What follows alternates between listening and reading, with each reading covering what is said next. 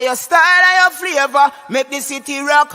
They must say the season come out with a bang.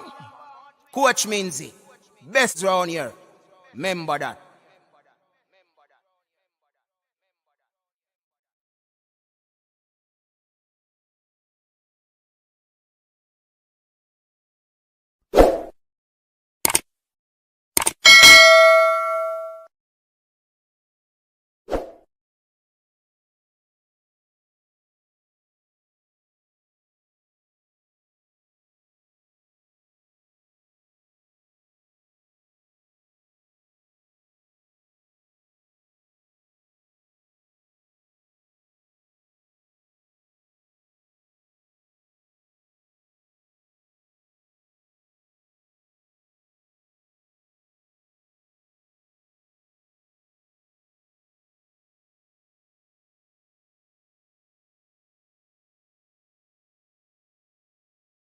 Your style and your flavor make the city rock. They must say the season come out with a bang. Coach Minzy, best round here. Remember that.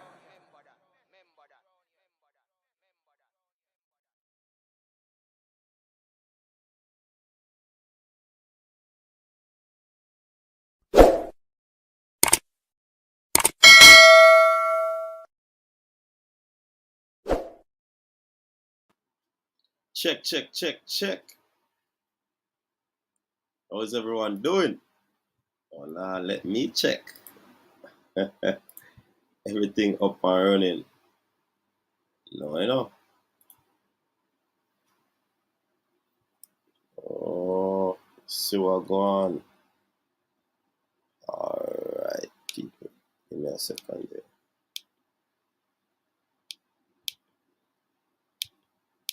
This thing reset on me now. Alright.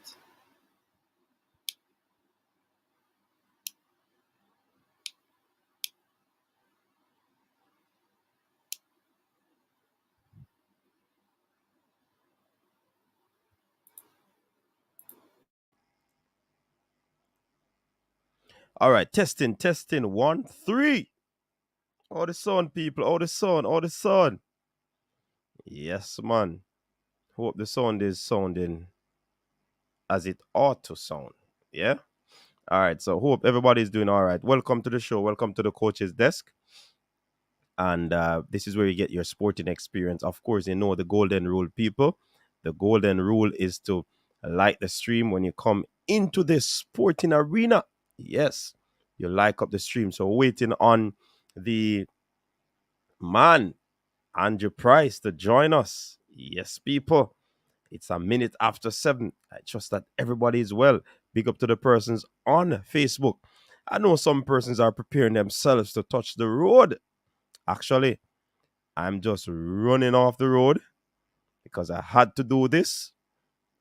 And then, you know,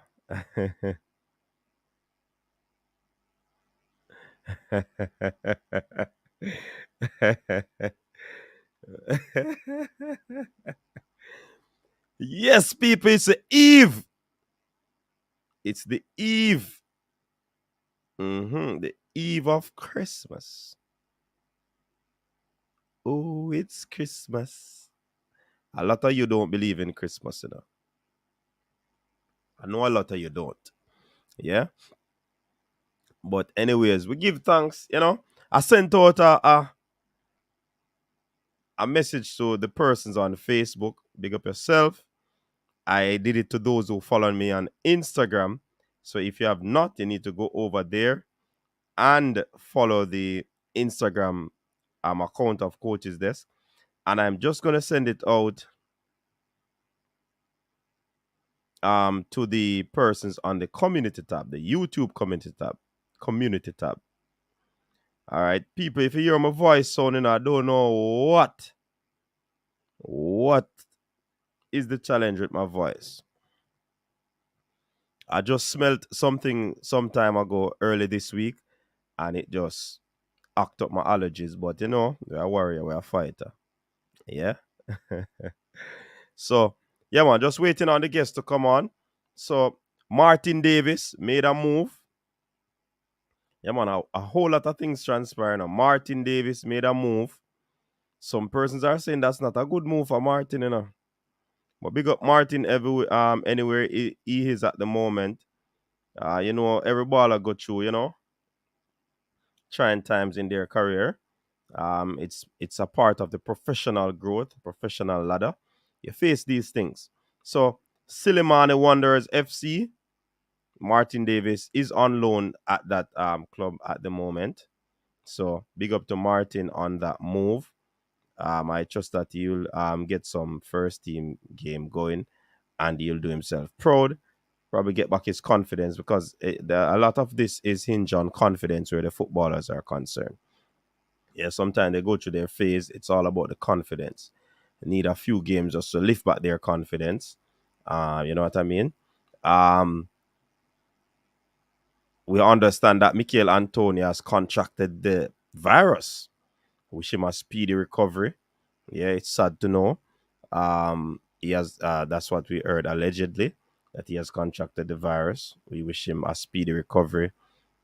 Andre Blake has won the MVP for his club, Philadelphia Union. And as I said in the video, for you to be a goalkeeper and winning the MVP season award, that shows a lot of how important you are for your club and the quality that you bring to the club. So big up to Andre Blake wherever he's at. And it's a good look. It's a good look for him. You know what I mean? And also the Reggae Boyz December ranking. Yeah, we remain 57. Guess what? USA remains a top team in CONCACAF. USA has been doing a decent job. So we congrats them on that. So let's hope that we can, you know, get some good thing going. Yes, get some good thing going. And we just change our fortunes going into, you know, the new year. Yeah, man, we just want to sort that out. All right, so like I said before, waiting on the guests to jump on. We don't intend to stay long, people. We don't intend to stay long. I was actually at a function and I left. Yeah, man. And I have to do pickups. So you know the thing go. All right. Let me check out some of the comments. Big up to Fresh God in the building. The comment moderator, Capo. Big up yourself. Go on do your thing. Blessings. Sword Cry. Big up yourself, Sword Cry. Yeah, man, it's a good look. Jason Ferran, erudite in the building. Big up yourself, Jason. I don't know a thing going on. David Cook. Big up yourself. I wonder if David Cook related to Alonzo Cook. David Cook, are you related to Alonzo Cook? Just let we know in the comment section. All right. So South Crisis Coach still getting used to his state-of-the-art equipment. Sound great coach. All right. Big up yourself, South Cry. All right. Big up yourself.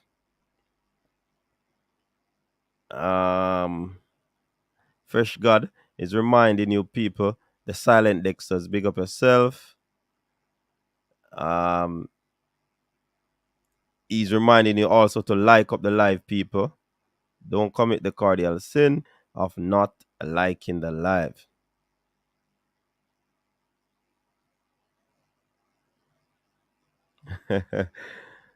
Big up Santa Claus bringing the unicorns for the sheep.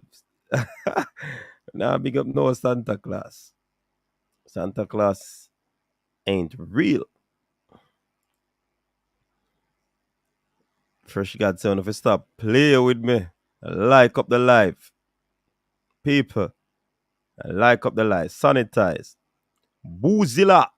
Welcome, Boozilla. Big up yourself. Come on, people. The likes has to be. Tennessee, big up yourself. Welcome. I say Merry Christmas. All right, same to you. All right, David said no, but big up yourself, David. All right, let me check. Let me check with the guests and see what's going on. Because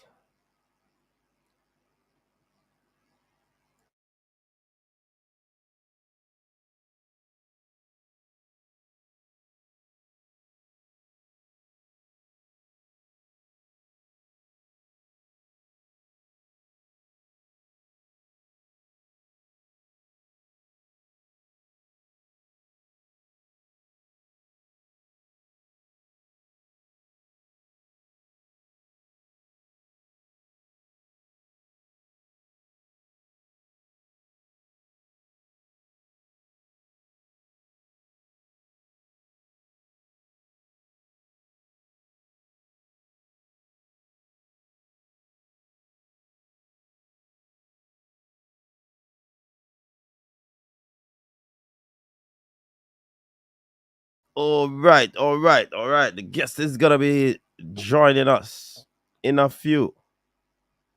Yes, people. Yes, people. Are you excited? Like I'm excited. Why my voice sound away, you know? One day for the New Year song. Yeah, it's a New Year sound. Welcome to the coach's desk. This is where you get your sporting experience. All right. So people, let me ask question those who are in the comment section already. Do you like my what you call it again?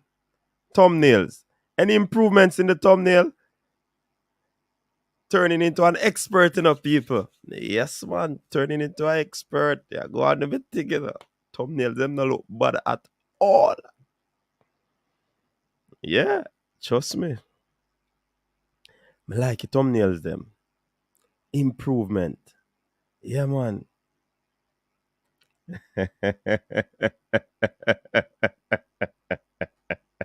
Hey, JC, I see you.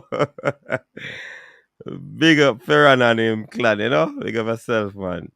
I don't know a thing, you know, brother. And so I try have a bar G. Yes, I.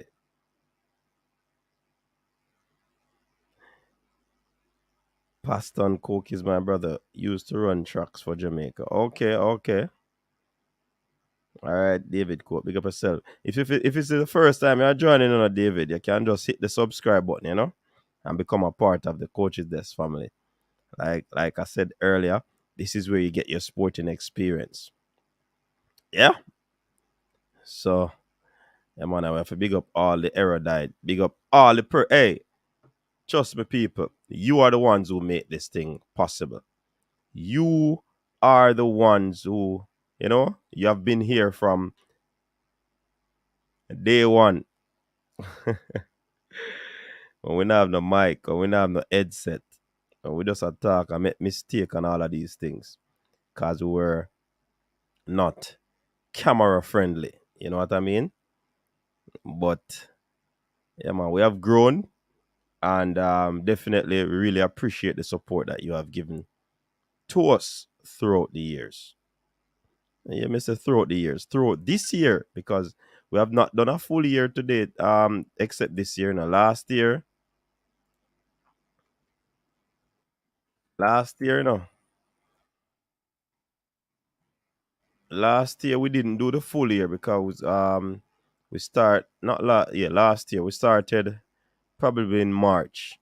Yeah, just kick off the thing and it never gets so big. And we started in March 2020. Yeah, yeah, man. Big up yourself, Westland. And we have come a far way, trust me. Hey, I never see myself going on social media like this, you know. But the passion is there for the sports people. I'm a sports enthusiast. So more and more it became easy. And it was a good year. Very good year. Big up to the big man, Stan Cranky. What's up, Cranky? That coach, where sir? Me All there. things. You change your setting upon them. This is my real kitchen. As some people are giving me a hard time, say, boy, me a fake house. Yeah. Right? So this is actually fake, but it's actually my actual kitchen. I take a picture of and put it up. All right. Can still give me a hard time. Me a fake house. You know, fake. Brain Junior, here what go on. This is a real Cranky's kitchen. And him said, you know, he had said it that he's gonna be wait until we see him kitchen. So here's the kitchen, people. Yeah, so yeah, Cranky, we're gonna be having a talk with Andrew Price.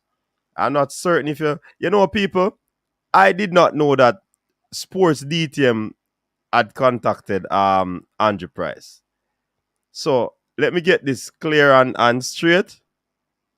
It's not a copycat thing. You know, some people love said that something there, no, Cranky. Okay. Them love said that something there. But I did not know that they contacted him. I was on a program and I glimpsed he was on their show. But big up to Sports DTM anyways, you know? Goes to show Well, I that mean, great course, mind there's a lot thinks of alike. platform, a lot of forums, and guests are going to be similar across these forums. So. Yeah. Yeah, man, definitely. But me just don't want to get it out there, you know? 'Cause you know this space kind of, well, it is competitive. So, you know, They'll you get want to tight. clear the air. It's going to get more competitive as time progresses, coach. Yeah, definitely. Most definitely. Yeah, man. So we are waiting him to come on. We just wanna. I'm not certain if you heard about the article, you know, that they spoke of with. He did an interview with two other coaches with himself, and it was said that they were pressuring Paul Hall. You know, the coaches were pressuring Paul Hall based on a statement, and it seems like it was a misunderstanding. We also want to talk to him about Shamar Nicholson because I don't know if you're aware that he's very much integral in Shamar's development. Yeah, because he was at Boys Town. You know, coaches at Humble Line, I believe. So definitely want to hear from him where that is concerned because Shamar made a big move, which some people think it's not a wise move on all of these things. But I spoke to his agent, and his agent said that based on the three moves that he would have made in his career thus far, there are situations where all of those three clubs would have wanted him. And he said, when a club wants you, they will do anything to keep you when you're there. You know what I mean? So that's the situation. And I think he has been following that trend. And you can't beat him on that move that he made to Russia. Many persons are shocked based on that sort of move.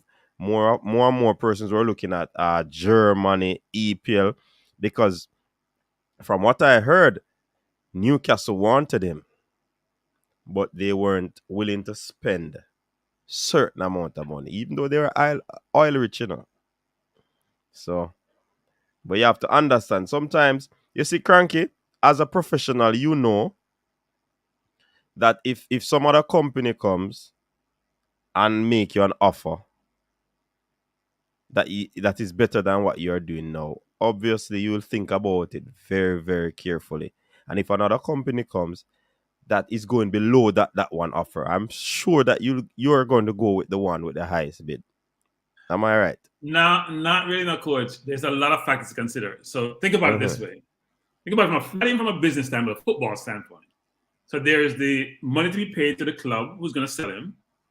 And obviously they want the highest price they can get because they're cutting ties, so they don't really care. There's a player's compensation, and what that compensation is. There is the living conditions, which is where am I going to be located? Will I have my family with me? Do I feel comfortable in that environment? Right? And the ancillary factors like the weather, for example, to consider. So I think why people are concerned about the move is most people had their heart set on the EPL or the Scottish League or the German League or even the Liga or League One, because those are the leagues we all follow, we're familiar with. And those are the leagues which sort of elevate you to the highest level in terms of progress in your football. Now, a number of players will go to Russia, especially Brazilian players, where they start out at, or even from other European countries, but it's deemed to be, quote unquote, we call Siberia. You know, when we talk about Siberia, it's like you're way in the back someplace, you're gone, you're forgotten, you're not in the limelight. If you're in Scotland, if you're in the EPL, Bundesliga, you are in the limelight. Everyone is seeing you 24/7. The visibility is not the same when you're in Russia. And I think that's what people are concerned about. And most people have aspirations for him to get to the EPL, which is the zenith of the profession, versus taking the circuitous route of going to Russia and trying to come back into main Europe. Yeah, but I mean, when you look at it though, I understand what you're saying. But when you look at it, the club that he's at, you know, is a big club, you know, that you'll be Sparta going Moscow is to. always a big club. They always play in Europe in some way. It's the Champions League and or the Europa League. I agree. But you're only going to see the player coach 6, 7, 8 times. If they progress, maybe 9 times, especially if he gets game time. If you're in the Scottish League, the Premier League, any of the big leagues, I'm going to see you week in, week out. Think about Bailey in the Bundesliga, for example. We can see him at Leverkusen week in, week out because the Premier TV stations carry those leagues. They may be speaking the language that you speak, so you can understand the commentators. Mm-hmm. It's not the same in the Russian league. Now, it's a big club. It's a big club in Russia. Russia is a big country.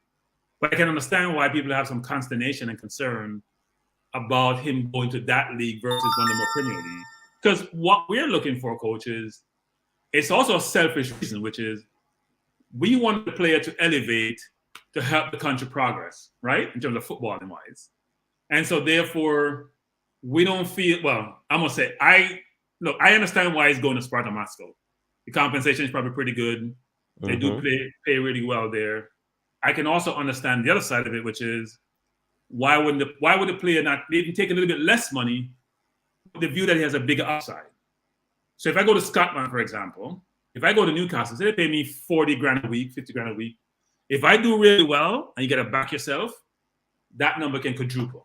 If I'm scoring goals, which is what the forward needs to do, that number could go up significantly.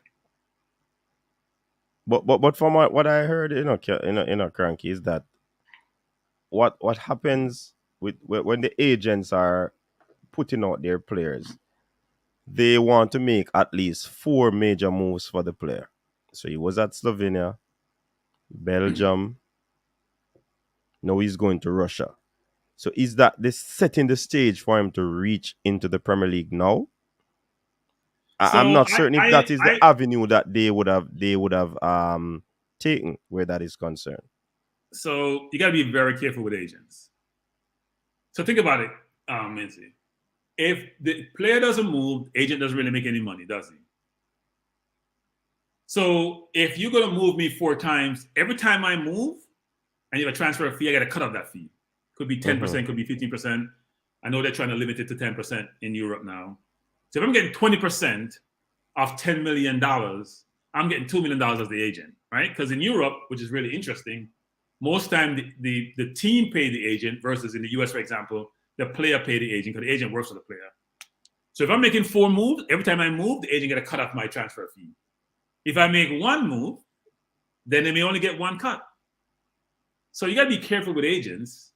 And what is is the agent's best interest aligned with the player's best interest? Sometimes it's not. That's why I see agents trying to move player around sometimes. Think about it. When Pogba moved to Man U and they paid £89 million, you know how much Real gets for that? It's a big chunk. He's getting more than $10 million. £10 million right now, dollars. So if your player doesn't move, you don't make any money. So why wouldn't you? Unless you have, they do commercials and all that, you may get a cut of that. So the transfer fees where the agents make a lot of their money. So I understand they're probably saying it's a gradual step. Slovenia, Belgium, Sparta, someplace else. But my question to the agent would be, why not Newcastle? They may get relegated. We're still going to be in the championship. If you bang the goals like a Tony did or Ollie Watkins did, you move back to the Premier League. A team's going to come and get you. And that's where the real money is. Because if you notice, Coach, there's a big separation occurring in the Premier League and every other league. Every year the gaps get wider. It's almost going to be a one league in the world and the rest of the leagues, because nobody's running to go play Bundesliga or League One or even La Liga nowadays. Yeah, I mean, it's all about the Premier League. They have great TV deal. They make a ton of money. And so therefore it's the league to be in. All right, set it. I'll give you the opportunity to set it, Surprise. So when you finish, I see you finish setup, I'll just add you. Yeah, man, but we learn more about it when we actually speak to Coach Price. I'd love to speak to his agent in a form like this, but I mean that gentleman is a tough one when it comes on to being in a scenario like this. I see Coach Price smiling, so he knows what I'm talking about. Look, I think agents sometimes are reluctant to take the tough questions. I'll put it that way. Because it can be pretty uncomfortable if you ask the right questions of an agent to get to the answer you're looking for.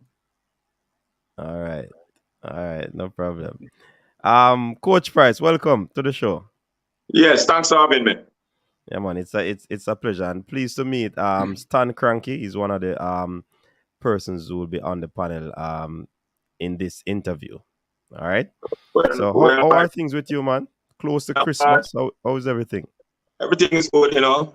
Jamaica is Jamaica when it comes to Christmas.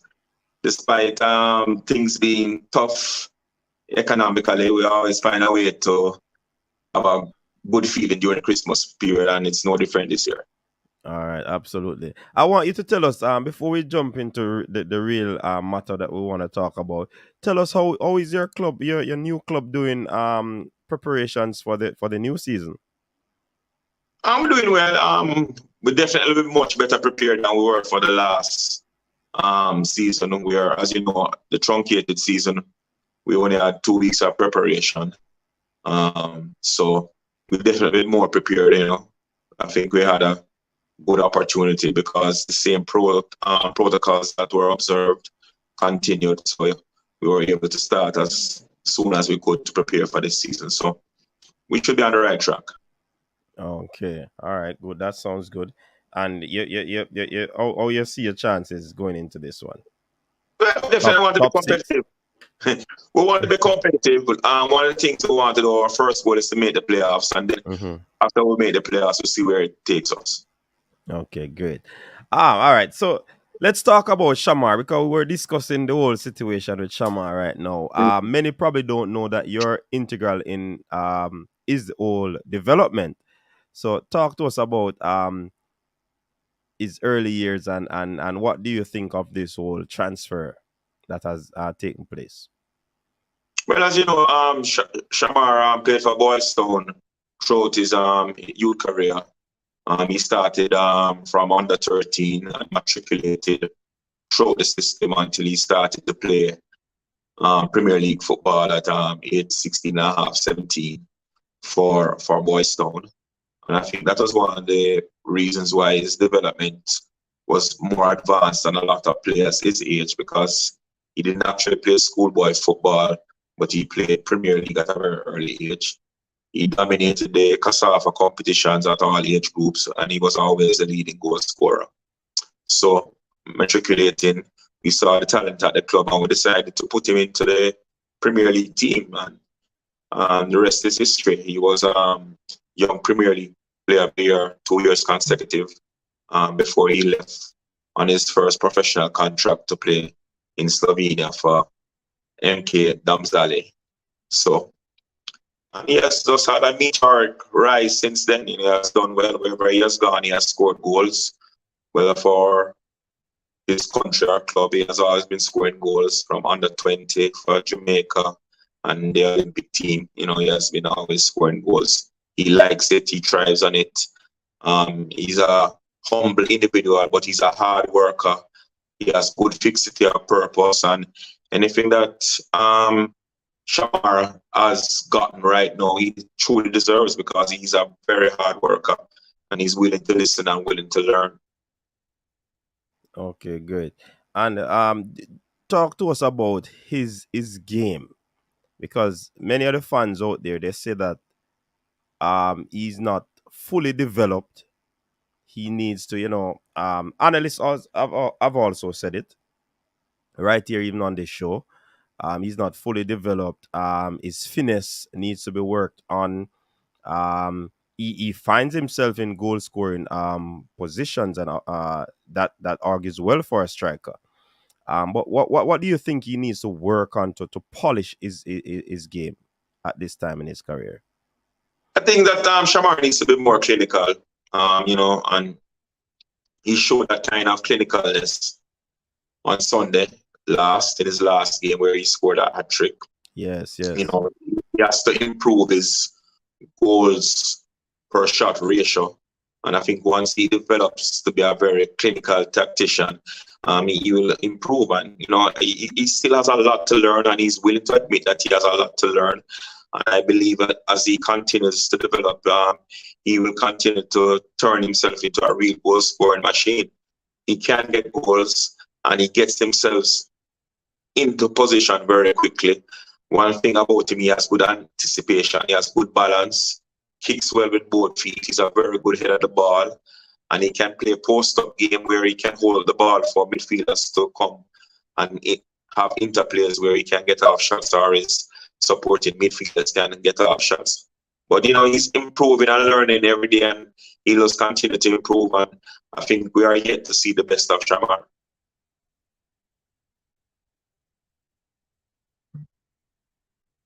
You're on mute, coach. You're on mute, coach. Yeah, sorry.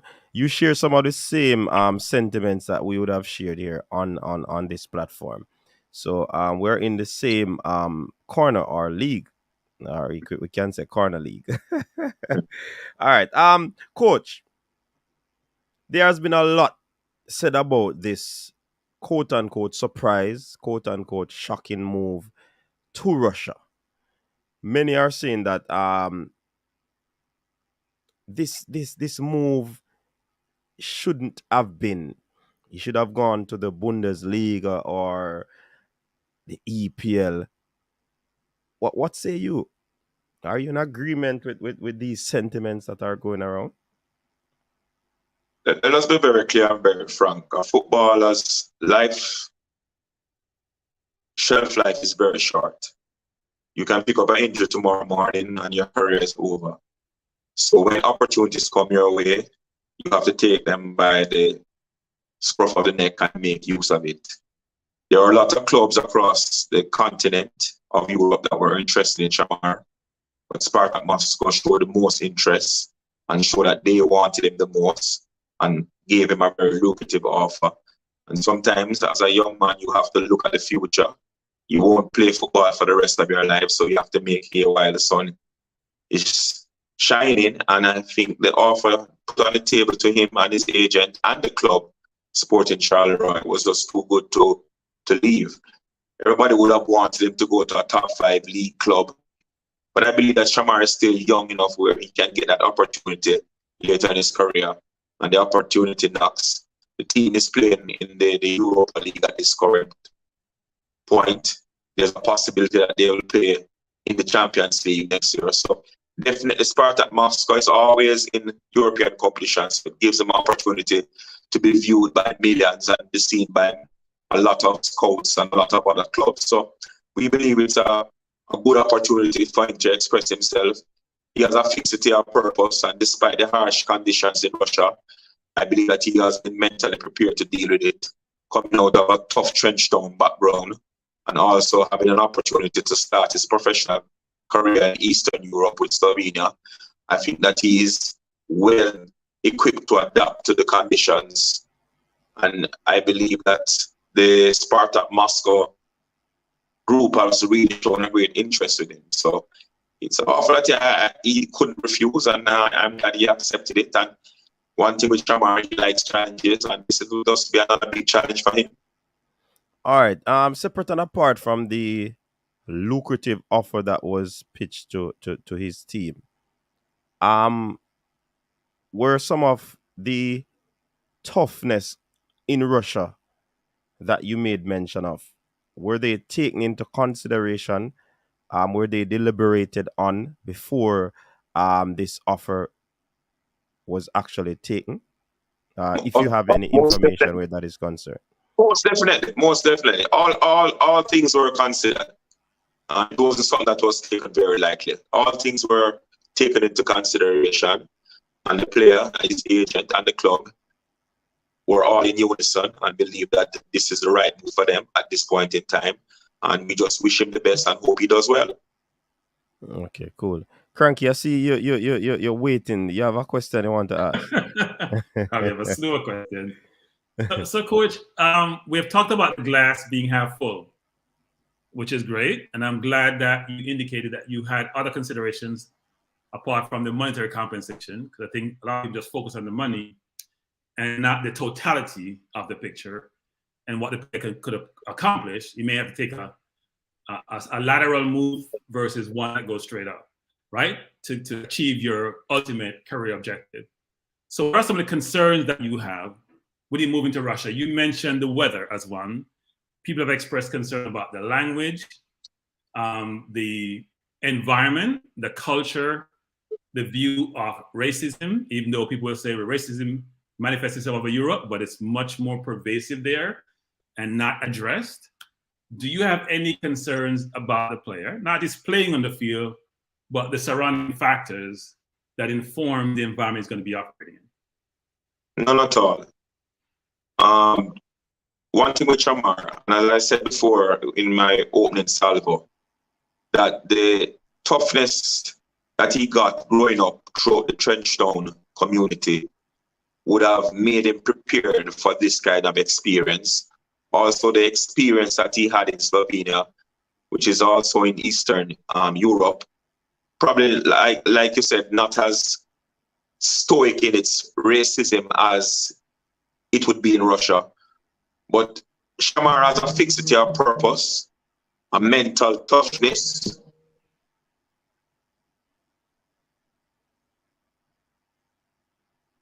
Did you lose him? I think you lost him because he touched something. Yeah. Yeah. Very dangerous to touch thing. He's ready to go to the next level. So I believe that because of his mental toughness, he'll be ready to go. And he wants this. He wants this challenge. I mean, when he got his first opportunity to leave Jamaica, there were other clubs looking for him to go to the USL, go to the MLS. And the Slovenian opportunity came and everybody was saying, boy, I don't think Slovenia is the right place to go. There's no black players playing in Slovenia. But he went there, did well, made a name for himself, endeared himself to the community, endeared himself to the city, and he did well. And he's a strong, humble, but very, very ambitious young man. And I believe he thrives on adversity. And I believe that this is just another step in the direction where he has to go through some amount of adversity to achieve. I don't think a club would want to give a player the number 10 jersey because they didn't think he was deserving of it. And that just shows you the high esteem in which they have Shamar at, to actually give him the number 10 jersey as a new player coming into the club. So the expectations are very high, and we know we have to work, and he knows he has to work, and he's ready for the challenge. So in terms of due diligence, you mentioned that you considered all factors. Did you have dialogue with Jamaicans who have played in Russia? There are a few of them. Did you have any discourse with them? Yeah, well, of course. People like Damani Ralph, Robert Scarlett, God rest his soul, the former leading goal scorer for the national team, Luton Shelton. There are some of the players.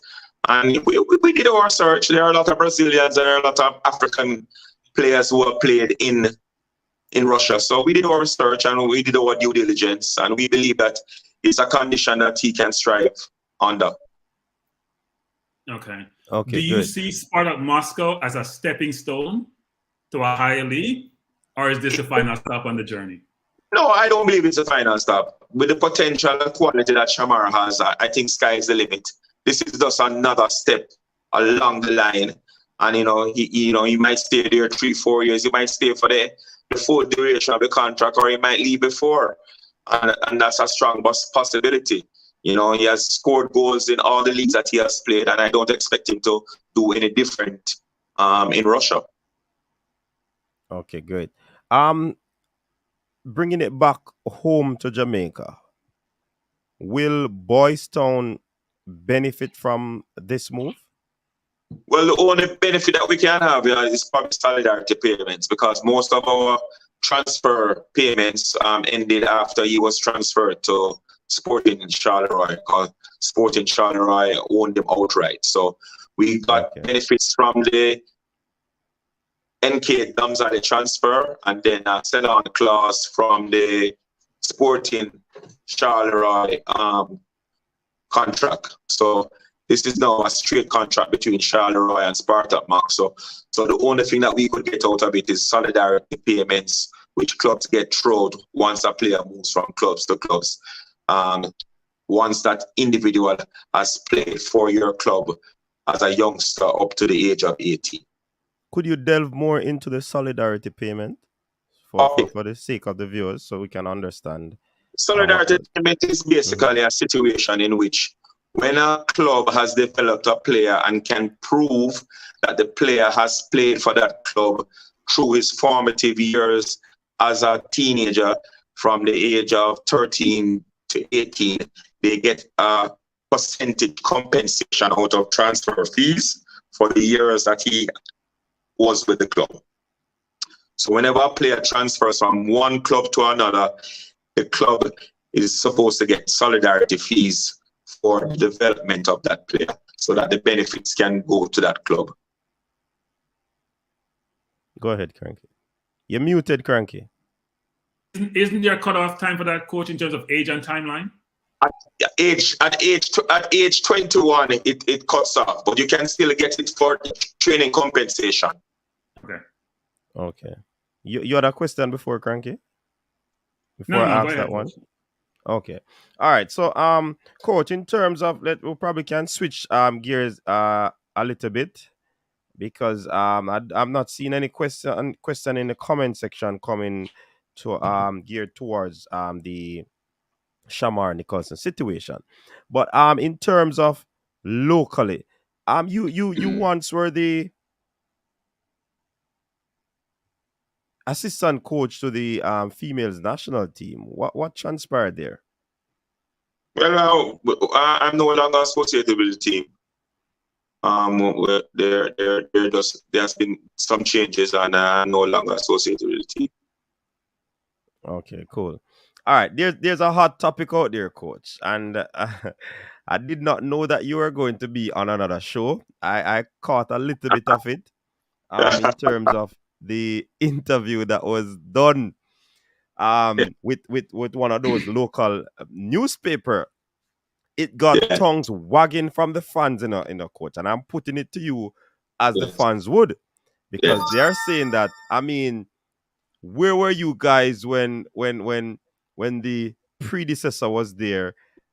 You didn't hear anything, nobody interviewing the local coaches, or you didn't hear them coming out and saying anything about, I mean, the coach that was there.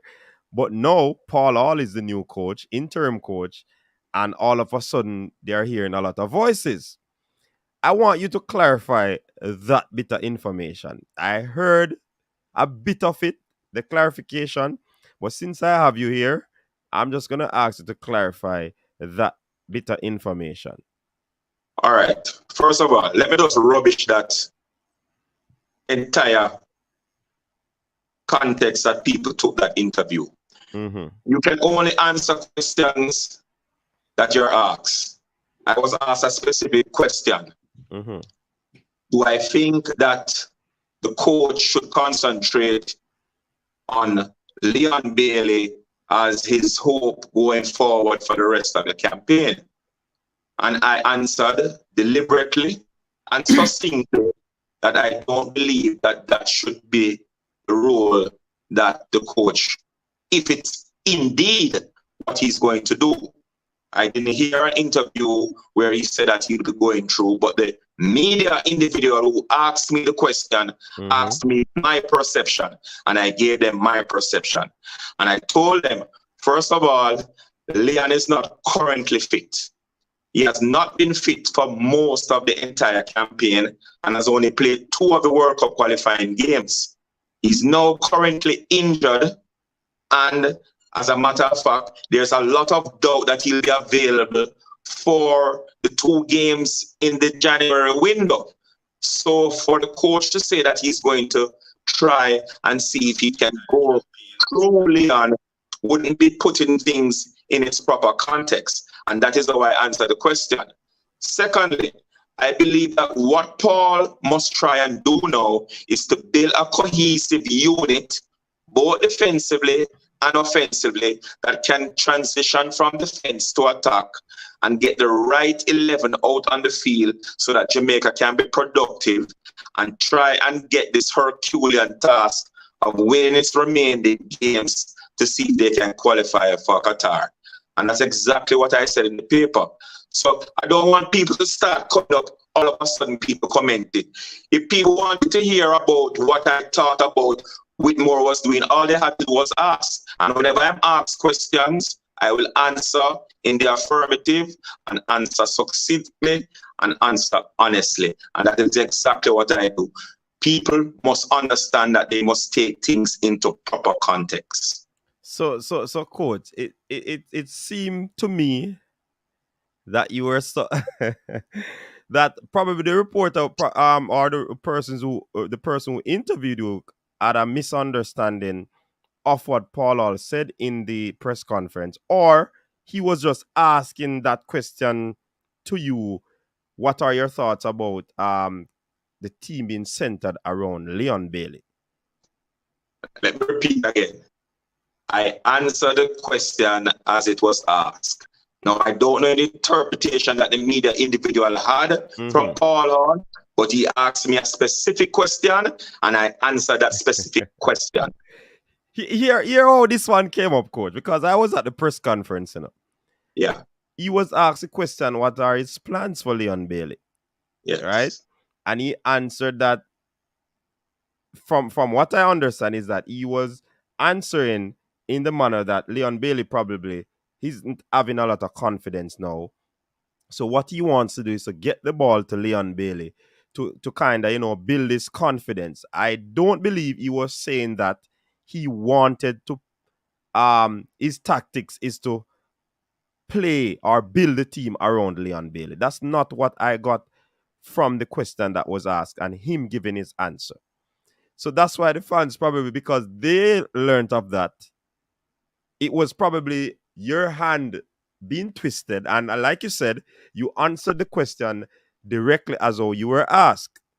No, so my hand wasn't there's no two ways about that. So you gave the answer how you were asked the question. So what I'm gathering now is that probably the reporter is just putting it to you in that aspect of, is it good for the team to be built around Leon Bailey? And that's what you'd have answered, So to be quite honest, I can't say what the reporter's intention was. True. But he asked me a question and I answered it in an honest manner.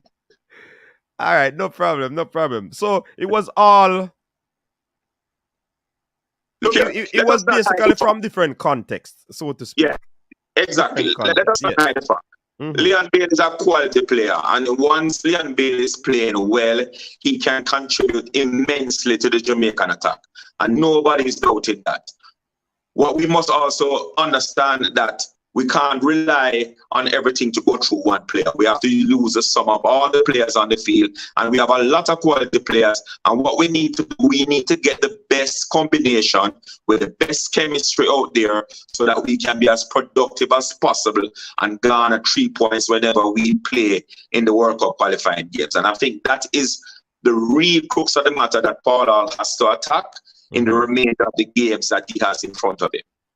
So you don't think it's a wise option to center the team around one particular individual? Because I've seen where teams would have, or at this juncture it is not safe. Teams have talisman.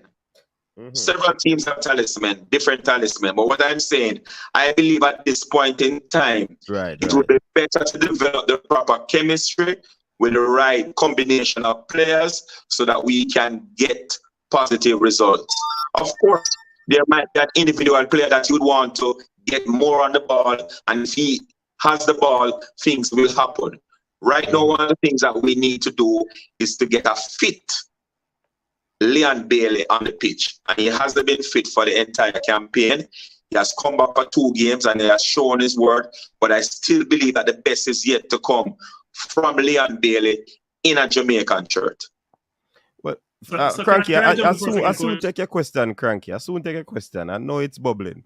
But, Coach, from what I'm gathering from you is that you seem to rate Leon Bailey and you have no issues with him. It's just that because of his injury situation, and also at this juncture of the campaign, it's not a wise thing to do, especially with a injury-prone player. That's what I'm gathering. So I'm just going to ask Cranky now to put together his question to you. So it's a statement more than a question, Coach, because here's my challenge, Coach.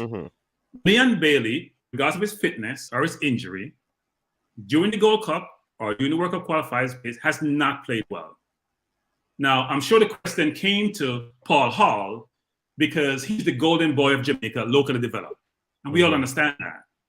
I can understand the consternation by the coaching fraternity to say, The player has not played well. You have 6 games remaining. Yes, you want the player to be involved, but how are you going to build around that player who is unfit, not playing well, and you're trying to get remaining points, got to win out the rest of the games, so you have a chance of qualifying? I didn't have a problem with how the question was answered by the various coaches in Jamaica. I have a bigger problem with the coaching community about some other issues when it comes to local versus overseas. So I had no problem with him. I watched Bailey up close when I was in Orlando. I went to watch the game, the Gold Cup. I was the one asking to be taken off the field. He didn't play well at all. But no one in the stands wanted him to be taken off because he's the star. No one disputes his talent. His talent is indisputable, but he has not been playing well for the national team. And so the question is for everyone, which is, do you give him the ball a lot? Do you focus on him? Or the fact that we have brought in players with quality, don't you have to distribute how you play? And as you said, more importantly, the defense to the midfield to the forward, that linkage has not been there. Isn't that more primary focus than an individual player? And if you read the article, I extol all of the things that you just said a while ago. I said that it's important that we look at the sum of all. Leon is just one cog in the wheel. We have to look at the entire team, get the best 11 out there, get the best chemistry. Let us transition from defense to midfield, break the lines, get into attack, use our athleticism and our speed to dominate our oppositions. That's what we need to do for the next 6 matches. I don't believe in concentrating on one individual. And in any case, because Leon is who he is, he will attract attention and he will be double teamed a lot of the times when we play a lot of these countries. Now, one of the things that we have to look at, will he be fit for these next 2 crucial games? And the way things are looking, it looks pretty doubtful that he will be available for those 2 games. So fast forward now to the 27th of January. Paul Hall has to start thinking now, what are the combinations, what are the individuals that I need to be out there on the pitch to get the desired result with the unavailability of Leon Bailey, because Leon Bailey is just one player. Right. So, Coach, I have another question, Coach, which is... Go ahead, man. This is my philosophy. Sure. So, Paul Hall says he wants to be attacking and he wants to press. My philosophy is it doesn't make sense you press, which takes a lot of energy, if you can't keep the ball. Exactly. Because my view is the better teams, Liverpool, Man Cities, mainly rest on offense, not on defense. So how are you going to press and spend a lot of energy to press? You win the ball, you can't keep it. Then you burn a lot of energy. What's your philosophy on that? Well, I'm a little different. I normally look at my opposition and decide, depending on the type of game my opposition play, whether I play a low press, high press, or a medium press. But to come out and say that you're going to play a high press all the time, can make you very vulnerable and very vulnerable to the to counter attacks. No, that is Paul Hall's philosophy.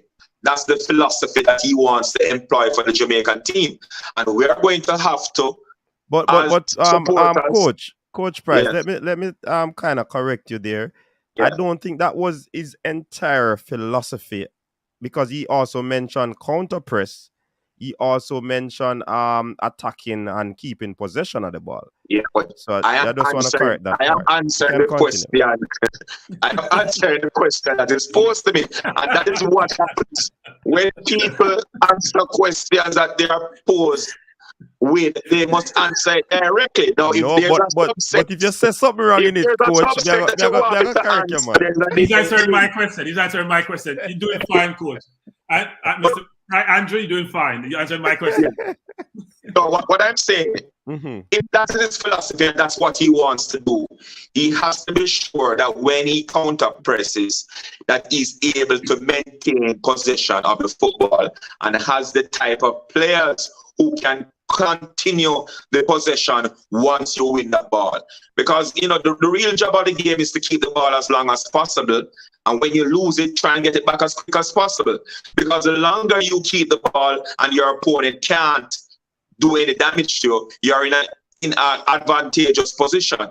So if he's able to work that into the team and have that as a goal for the team, then it is left to the scene. And I give him all the plaudits if it happens. So here's another question, Coach. Do you think Sure. the team that we have, the pool of players we have, as currently constituted, have the Yes. capability to dominate possession? If the correct players are on the pitch at the right time.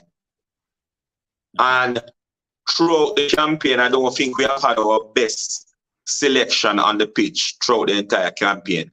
The last 2 or 3 games, I've seen some improvement in possession and interplay when certain individuals are on the pitch. One of the things I think we have is a disconnect, especially when our fullbacks get the ball.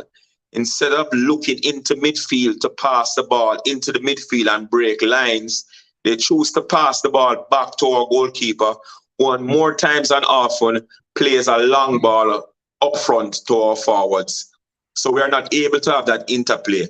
I think we need to keep more possession, move the ball quickly through the lines, and use our speed and athleticism to great effect. If we are able to do that, and I saw a little of it in the last 2 games, because I believe that the team is slowly gelling after a very, very, very slow start, then I believe that we can get it done. But it's to get the team, everybody to buy into that philosophy where we can put this football on the ground and make passes, move into space, and provide support. So right, we had Rudolph Reed on the program, Rudolph Speed on the program, and he said he thinks we need to shore up our wings and our midfield. Do you agree with that assessment? Yeah, I believe that's the way our damage can be. We are blessed with speed and we have mercurial, quick players, and I think we need to utilize them, especially down the flanks. And if we can get behind a lot of those defensive units, I think we have the big men, the oak trees that we can get the ball to in that penalty box. People like Antonio, people like Corey Burke, people like Nicholson, who are good headers of the ball and are good attackers of the ball. And if they are able to get proper service, I believe that they can create a lot of damage. Okay, Coach, the previous coach that was there, do you think the timing of his dismissal was warranted? From my opinion, Yes. I believe that it was the wrong time. Elaborate. Would there ever be a right time? Yeah. Would there ever be a right time? Because here's my view. You have 7 points from 8 games. You only have 6 games remaining. Yeah. No team has ran the table in CONCACAF at this point of a campaign. Mm-hmm. And most Honduras changed their coach pretty early in the campaign. As you know, most national teams have aspiration for qualification for World Cup. If they're in this situation, more than likely, they would probably make a change. So why wouldn't that be optimal? Do you think it should have been earlier? Is that what you're saying? Yeah, if you're going to make a change, you should have made it earlier. Why are you going to make the change now? We have 6 games left. And you're basically using the same technical staff. Right. You're just missing one person. But you're is that true or not? Is that true or not? Yeah, man, that's true. Isn't that person the decision maker? So as you know, whether that person the decision maker or not, he had a team of people. It's the same situation anywhere in the world. Michael Carrick, after Ole left, he decided to leave also. Right. So you don't think that everybody contributes. And what I'm saying is that if you are going to move, then move everybody. So you don't see Paul. If you are not going to move, then keep the staff. And that's just my opinion. Yeah, man, that's your opinion. I respect your opinion. Yeah. So do you believe that Paul Hall is good for the job now? To be quite honest, I can't make that statement at this point in time because I have never seen Paul Hall in charge of a national team. Okay. He has not coached a national team. What attributes do you think Paul Hall brings to the job that may enable him to be successful? Well, his knowledge of the game and being around these core group of players for the previous games in the World Cup qualifying. I believe that he must, at some point in time, be able to decide who are the better players to be on the pitch and the best positions for them to play. So now that he has the helm, then he should make those decisions. And hopefully, like all Jamaicans, I am hoping for a productive 6 games, and I wish Paul all the best. So one of the things that fans, I don't want to put you on the spot, coach, but it may happen during this discussion. Hold on, before one thing with my background, I'm at the age now where things don't affect me anymore. Cranky, I want you to check your phone for me. Coach, all right, let me just say it. Coach, I have to run out. There's something that I have to take care of. I'm sorry I have to leave you, but No I'm problem, leaving you in capable hands. Yeah, man. So once you're ready to go, Cranky's a gunner, he is a gunner, you know, so I'm good. So you know about you know what? I'll be back shortly. I'm not sure if I'll catch you. As a coach, you have to do your research, you know. You have to do your research and preparation. Absolutely. So I'm not sure if I'll catch you when because you said you're shorter on time as well. Yeah. But I'm going to run out for about 10 minutes and be back. All right? Okay, no problem. Okay, cool. So we have had a lot of discussion around a lot of things around the national team, right? One thing was around team selection. Now, if we run this, we had this program continuously. We have TripleTreat. You may be familiar with it on the weekends, and we talk about this topics a lot. One thing was around team selection, especially in the middle of the park. So I'm not actually to talk about individual players, but my question is, were you given the pool of players we have over 60 players, were you ever satisfied at any point in time during this campaign with the team selections? And I know that we all have different perspective as to who should fit into the national team, who should be the 11 on the field. But what's your perspective on that? To be quite honest, I believe for one reason or another, every game we were never able to have the collective best unit on the pitch. When we played the first match in Mexico, we didn't have the UK-based players because of the COVID situation. Then we had them in the Panama game, and we couldn't very well bring them all the way down to Jamaica here to play only one match of 3, or don't play any match of 3. It's the only match they could have played. So why would you make people make a cross-Atlantic trip if you don't put them out there to play? Now, for the third match, which I think we played a little bit better, the Costa Rica match, I think we played well.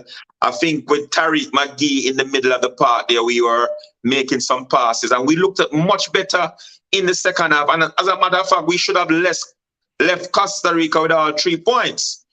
Now, from there on, horses are for courses. And what we have to do, we have to look at the type of individuals and players that we play in certain games. I think for the US games, we played too much of our defensive game, and we sat back too much.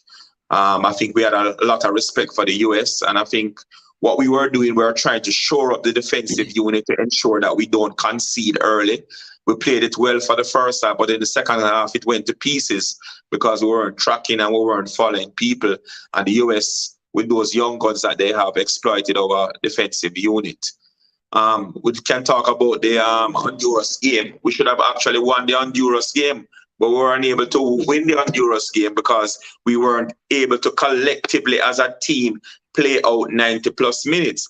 So when you look at the entire campaign, yeah, you mean El Salvador, coach, not Honduras, and El Salvador.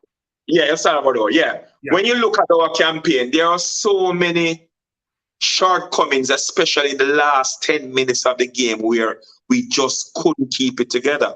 And that's one of the things that we have to do. And I think what we have to do going forward is, as much as possible, get the best 11 people on the pitch.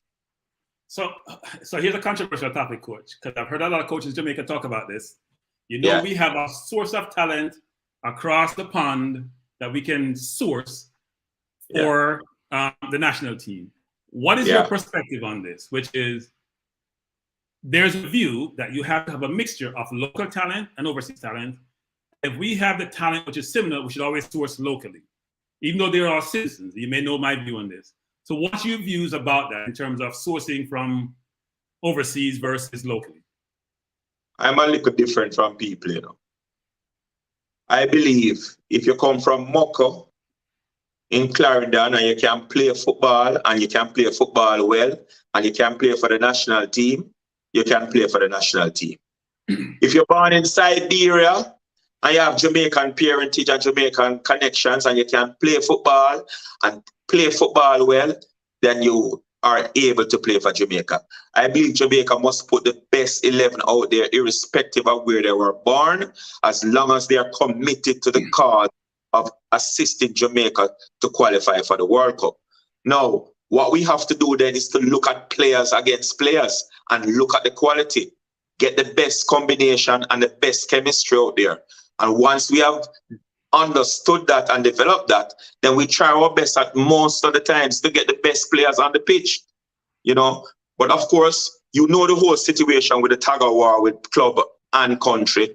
A lot of players are not able to come here. If there's a 3-match stretch, some can only play 2. Some clubs are only willing to allow the player to play 1 game. So there's no continuity and no cohesiveness that can be developed. And that is just something that is a part of the international game at this point in time. So here's another question, Coach. The UK probably has between, I'm going to estimate, 500,000 to 600,000 Jamaican or people of Jamaican heritage. We have 3 million plus on the island. So why is it that they can produce so many footballers at a certain level compared to us, who has probably 6 times, or I'd say 6 times, maybe 12 times the population that's there? 6 times the population that's there. Why is it they can produce so many players who play in the Premier League or the Championship versus locally, where we have the same athleticism, same background, same probably physical composition, but yet they can produce so much more players at a high level than we can locally?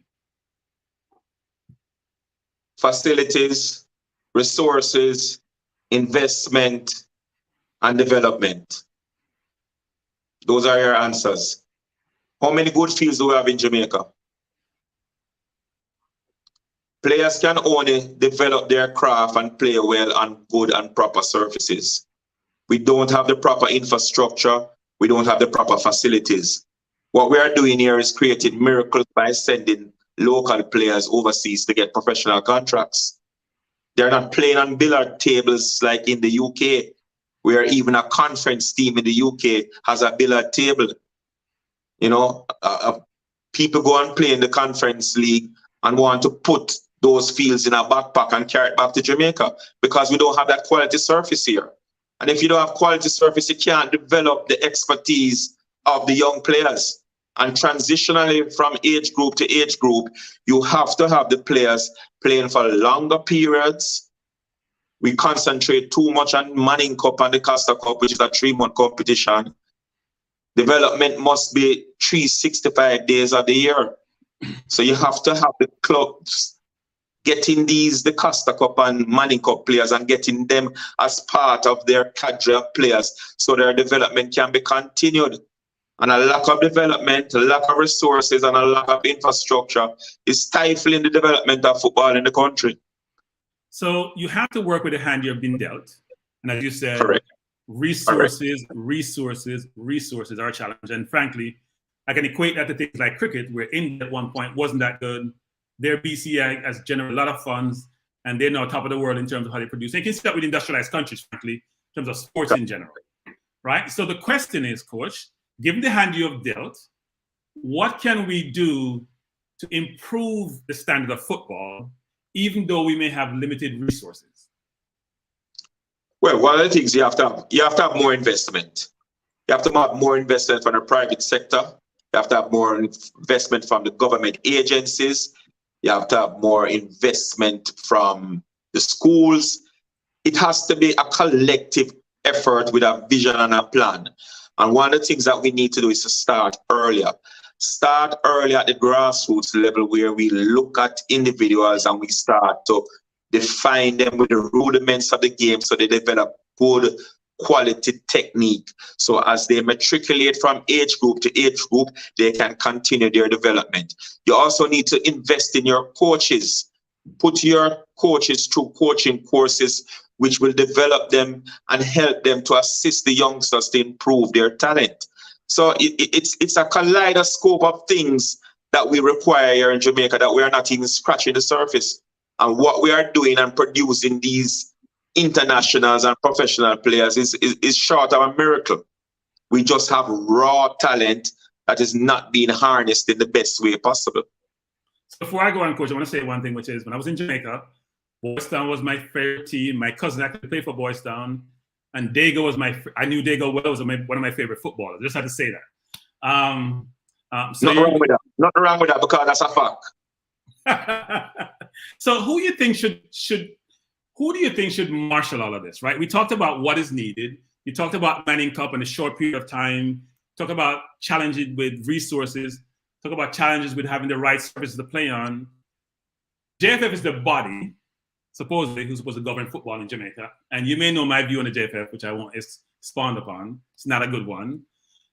Are there other parties that could get involved apart from just the JFF? Because I do believe in life sometime, Coach. You need renewed or new leadership. You need innovation. You need different minds, you need different perspective.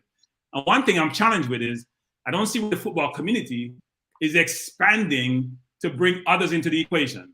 Not just an individual to come run an organization, but to get resources, as you know, you got to go out and source those resources. And you got to have vision to be able to do so. So if it's not the JFF, is there another organization that can do this? Is Coaching for an Eternity can get together to do this? How would this work? There's one institution that is responsible for football in Jamaica, as a matter of fact, of any member country of FIFA. And that is the Football Association of that particular country. And that's the responsibility of the Jamaica Football Federation. Now, if the Jamaica Football Federation needs help, they can have collaborative partnerships with government agencies to assist with infrastructure development, to assist with coaching, to assist with the development of youngsters. It's called collaborative. You get them to invest, share them with a vision, a philosophy of where you want to be, have a 5-year or 10-year plan, let them buy into that plan, see how they will benefit by being associated with that plan, and get the private sector to get involved and invest in the sport. We have too much talent here that we are not harnessing, and we need a collaborative effort from all parties involved. Another thing that we need currently at the JFF, and I understand that we have been working on it for the last 2 years as people who are stakeholders, more stakeholders need to have a say in the direction that football goes in Jamaica. It can't be up to just 13 parish presidents to decide what football needs and what football requires. There are too many stakeholders involved in the sport for them not to have a say in it. We're talking about players. We're talking about referees. We're talking about coaches. We're talking about professional clubs. We're talking about amateur clubs. We're talking about ISA. We're talking about the collegiate schools. All have a stake in the sport and all need to have some amount of contribution to the direction of the sport. I think too long we are allowing 13 people to decide the direction of the football in this country. And that is Andrew Price's opinion. Yeah. Andrew Price's opinion is his opinion on the coach's desk, not the opinion of the coach's desk. You know, coach's desk may be a bit more interesting. No, that is my opinion. That is my opinion. So here's the thing, Coach, which is if your view is a view shared by many in terms of the totality of who is involved in the football program to move it along. But what is in it for those 13 parishes or the members who run the organization to have any change when they're comfortable with how things is run? How will one be able to change that? Because those in power want to retain power. And one thing I've mentioned is that when Barry was alive, God rest his soul, is that he set up in a way in which he was going to be elected president for life. And that's a fact. That's not even disputable. So how do you change the current construct when there may be no incentive for the parish presidents and or the JFF itself to change? What we have to do is get FIFA to do that for us. And we have had consultations with FIFA where FIFA has themselves said that the present constitution of the Jamaica Football Federation has to change. More stakeholders have to have a say in the development of the sport in the country. And it's been 2 years. I don't know if it's been put on hold because of COVID, but I know they came here and had extensive meetings with the Jamaica Football Federation to see how they can broaden the scope of involvement of the various stakeholders in Jamaica. And we are waiting for that day to come, because that is the day I believe that we can start getting football right. Because you can't have 13 people deciding how football is run in the country. It's just not feasible. There are too many players in the sport for them not to have a say in the direction of the sport. So the term, when I was in Jamaica this season, that's a while ago, said better must come. So I assume that you're saying that better must come going forward. Yeah, I'm definitely saying that. And once FIFA has stepped in, definitely that is the direction. You know, it's not something that we can run away from. FIFA has come here and they've given a mandate that we must embrace our stakeholders. So no matter how long the JFF tries to delay that, they are going to be forced to do it. And when that happens, there will be a new day. Do you think that the Jamaican community, I'm talking about holistically, love this sport enough, support this sport enough for us to make the progress that we all envision that we need to make going forward? One of the things I tell people, and when I say it, a lot of people get upset. We don't have a football culture in Jamaica. We love football. We enjoy watching it. We enjoy playing it, but we don't have a football culture. Countries that have a football culture are long steep in the game. When you look at Europe, you look at England, you look at Brazil, those are countries that have a football culture. It's a matter of life and death to them about the sport. We are a set of wagonists, and I make no apology. When the team is doing well, everybody's behind the team. When the team is not doing well, the stadium is empty. When you have a football culture, you support football no matter what state your team is in. And for us to develop that football culture, we have to make it look like a professional unit so that we can attract the detractors to come together in union. I mean, every time I think about 1997 in the stadium in November when we qualified against France, that was one of the few times we were able to unify the entire country for one common goal. No crime took place that day. Well, the police didn't report any. Well, I was in DC for that game, Coach. I'm saying that there is no reason why we shouldn't, since 1998, not be able to go back to the World Cup with more spots being made available. And it's a travesty that we haven't done so. So, Coach, I'm going to pivot a little bit, and I'll come back to this whole discussion. Pivot to say this, which is, there's been a lot of discussion about the quality of coaching in Jamaica, right? Yeah. The certification, the licensing. What's your view of that? Because when I look globally, for example, at Spain, I think they probably have about 12,000 plus UEFA licensed coach. Germany have 3,000 something. England, frankly, is not even in that realm in terms of the number of licensed coaches per capita versus those other countries, even though it's football at the top of the pyramid, into the way that where its league is. What's your view on that? Which is, do you think we have the coaches with the right skill set throughout that coaching hierarchy, not just at the high school level or the JPL level, but in your primary school level? Do you think we have it, or and if we don't, no, we don't. Acquire it? Go ahead. No, we don't. We don't, and we need to get assistance from outside, whether it's from CONCACAF, whether it's from UEFA, whether it's from CONMEBOL. We need to get assistance with people to come in and give courses that can develop our coaches. The most critical age group of development is where we have the least accomplished and certified coaching, and that is at the prep and primary school level. That age group between 6 and 10, where you develop the rudiments of the game and the technique of the game.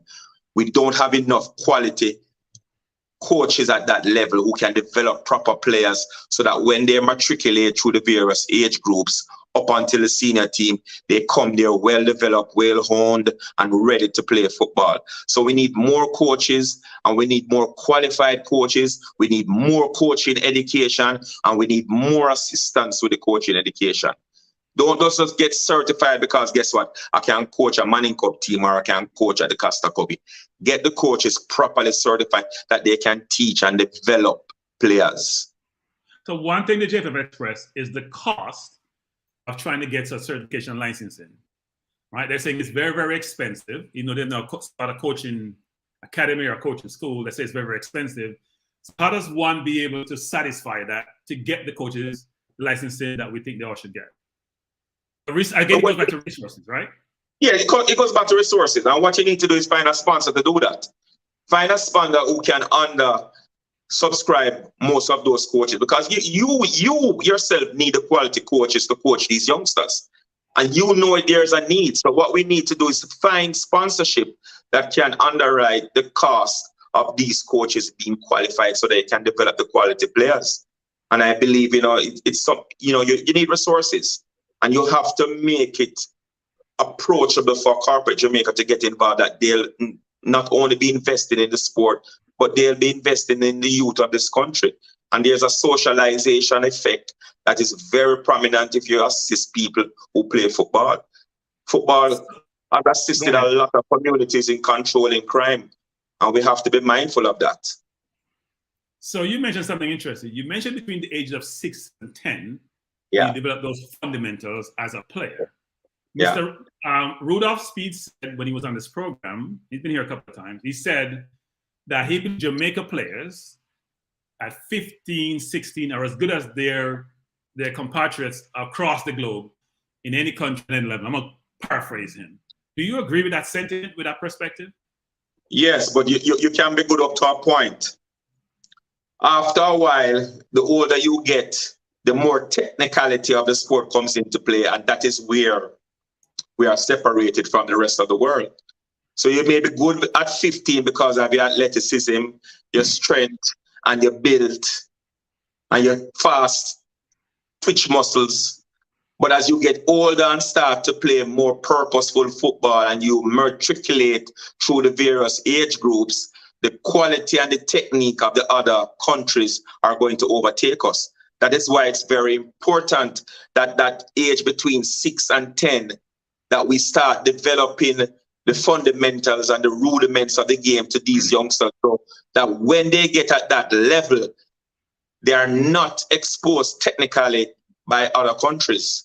Because at the end of the day, strength and speed alone can't do it. You must have some quality or some system of play that will make you differentiate from the other countries.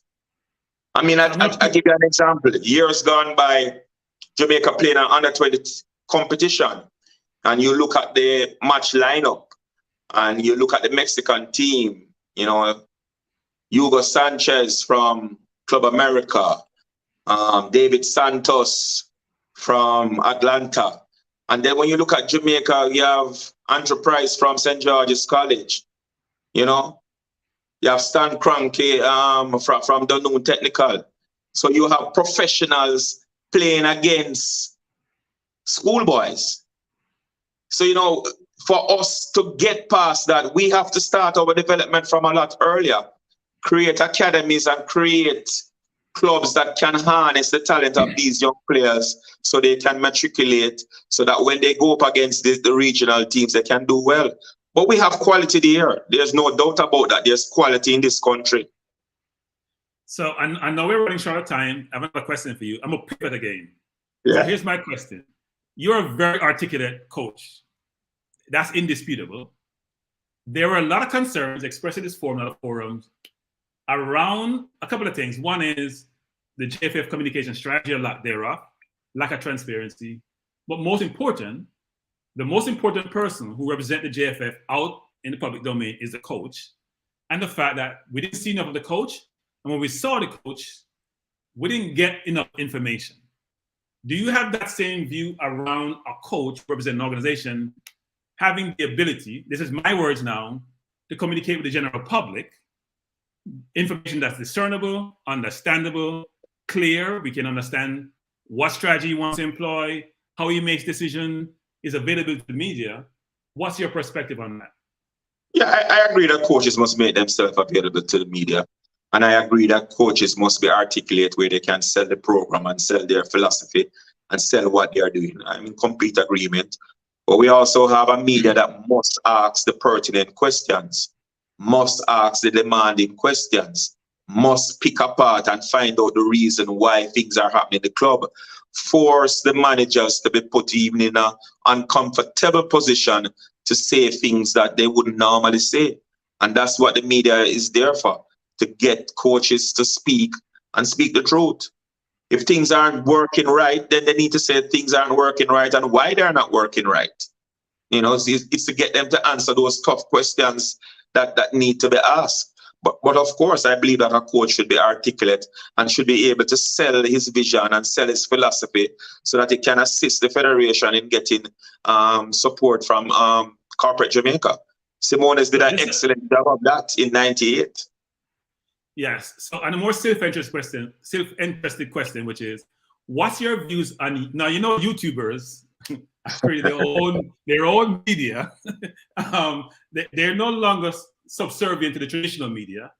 How they get information, how they disseminate information, how they engage the public.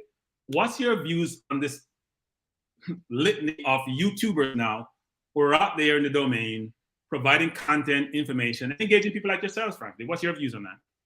Well, they have its role, and their role is to ignite the public and ignite fans and get them to be involved in the game and get them excited. But formal media has a structural manner of getting information out from national teams and from clubs that can be disseminated in an organized way. And that is why I think people still rely on the formal media to do that work, and they must do a good job of it. Are you happy with the, as you call them, I'm gonna call them traditional media, you call them formal media. Are you happy with traditional media, how they have engaged the football community, especially the JFF, or even the coach when he was in charge? I think they could have done a better job. Okay.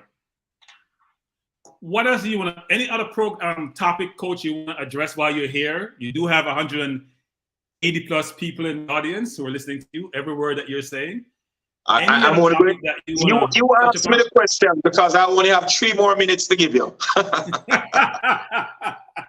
So you ask me whatever question you want to ask me, and I'll answer it within the next 3 minutes. So I'm gonna personalize this. How is your team? How is Boyz Town doing? How is your team? What's your future look like? Boyz Town is doing well. As you know, I'm the president of the Boyz Town Football Club. I actually coach Humbeline in the Premier League, but I am the president of the Boyz Town Football Club. And basically, what we are doing, we are concentrating on our youth program. And to put it in a more matter-of-fact manner, we're trying to find the next Shamar Nicholson. So that's what we are concentrating on. And right now, we are trying to prepare for CASAFA youth program where we have under 13, under 15, under 17 competitions that we hope to start in July once the Ministry of Health gives us that approval to start. And we want to really lay the foundation there where we can develop young players. Okay. So you have 3 minutes left, so I figure it's 2 more left. Sure. What's your prognostication? What's your prediction for us in the national team in terms of World Cup qualifier? Do you predict that we'll run the table and make it Qatar, or we may just fall short?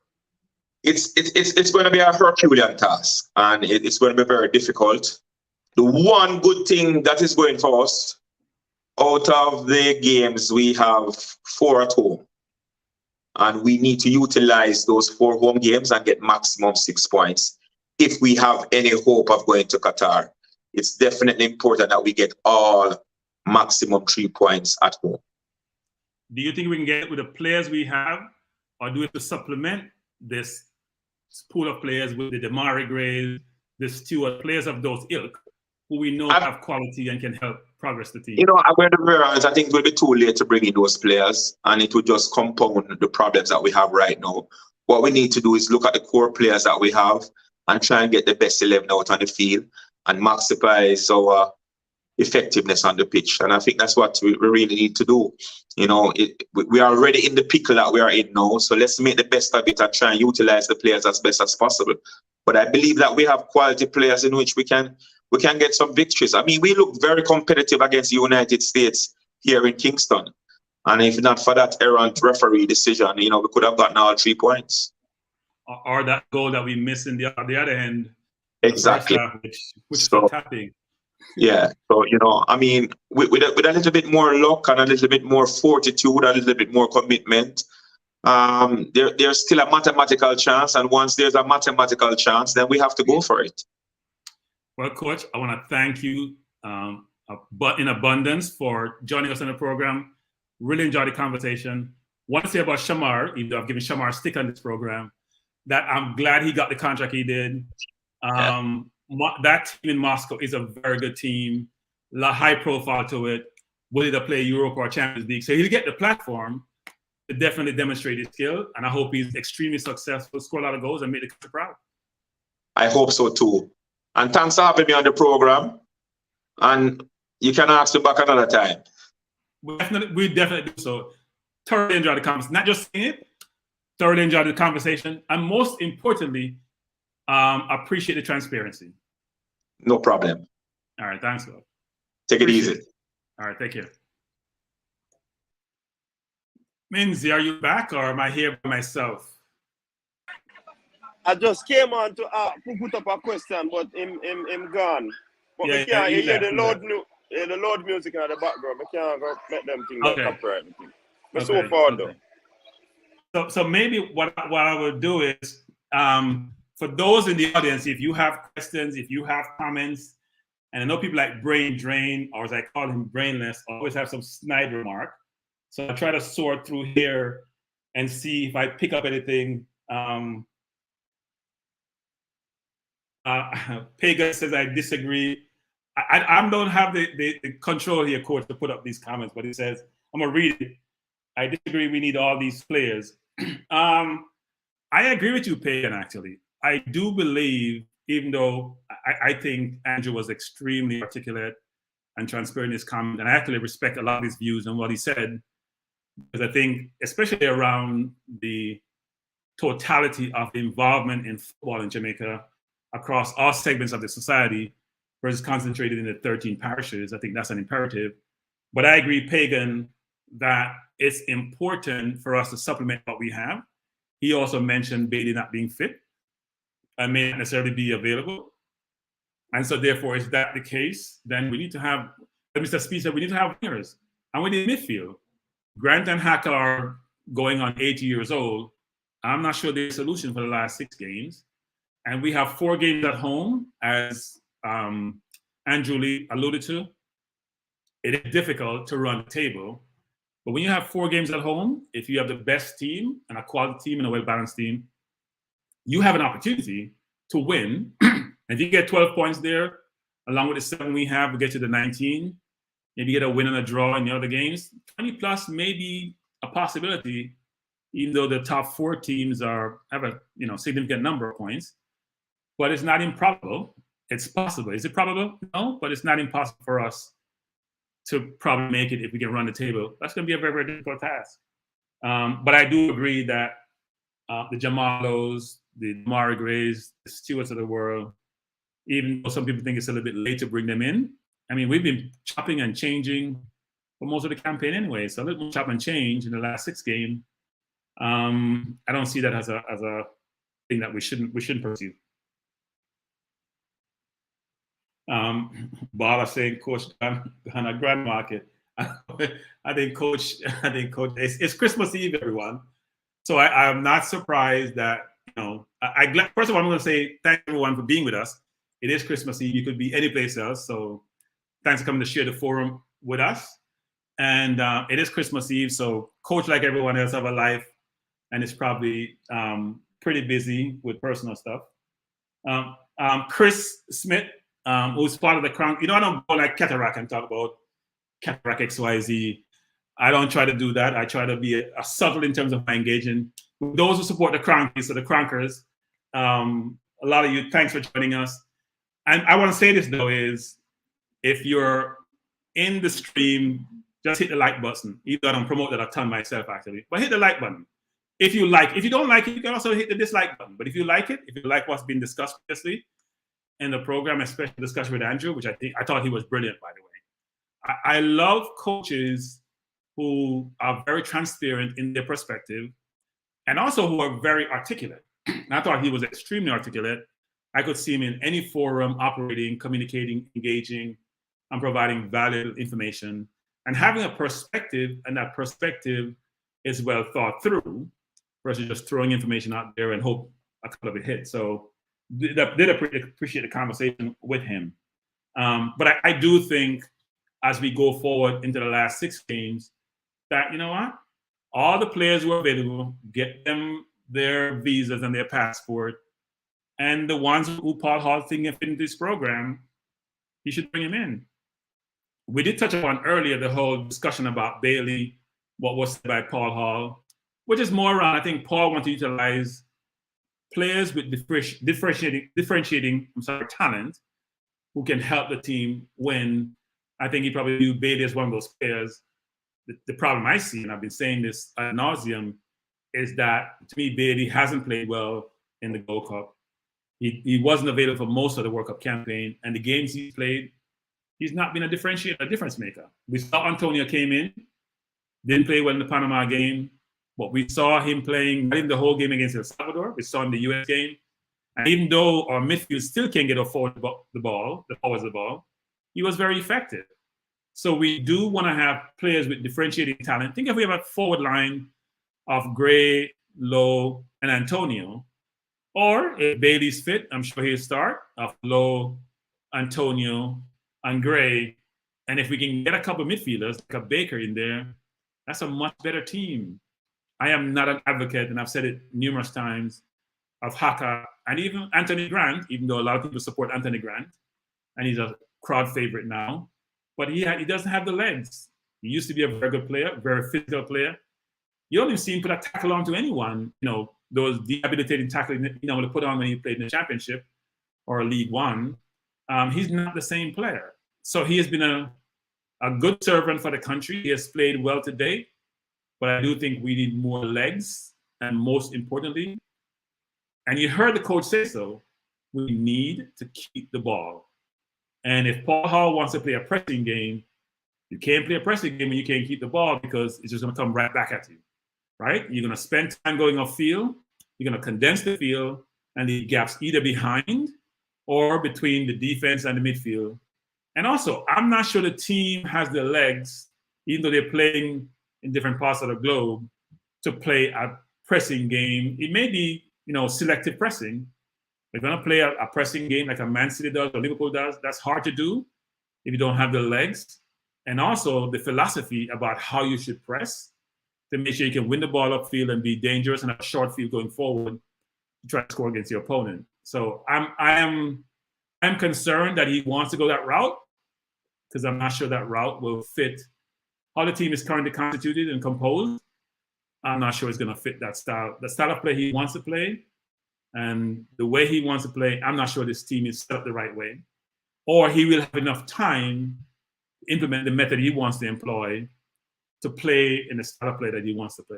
But you know what? Paul has been around the team throughout the campaign. He's been Whitmore's assistant throughout the campaign. And therefore, he should by now understand the capability of his players and know what players he utilizes in what situation. I think what is also very important as you think about the campaign going forward is that Paul traditionally spoke to the British-born players, I want to call it, or British-based players, because some of them were born in Jamaica. Now I would expect him to speak to the entire team. So unlike the situation previously where Whitmore spoke to locally developed players, Paul spoke to the more English-based players, my expectation would be going forward is that Paul is speaking to every single player, both individually and collectively. Because as a player, you do want to have one-on-one with your coach, with your manager, to understand what's required of you, what his expectations are. And also, it's a great feeling for a player to have one-on-one discussion with the manager, make them feel like they're part of the team, make them feel like they're being viewed, especially those who are not in the starting 11. It only helps to boost their confidence and that they're being considered. So man management or good man management is an imperative for a manager or a coach as it relates to any sporting team. And I do think it is something that Paul has to focus on, which is ensuring he's having a dialogue with each player, understanding what players he's going to have in his 23 as he moves forward in the January window for this segment of the campaign, and clearly understand and communicate to the players what his strategy is going to employ, what his style of play is going to be, and how they can inform that style of play.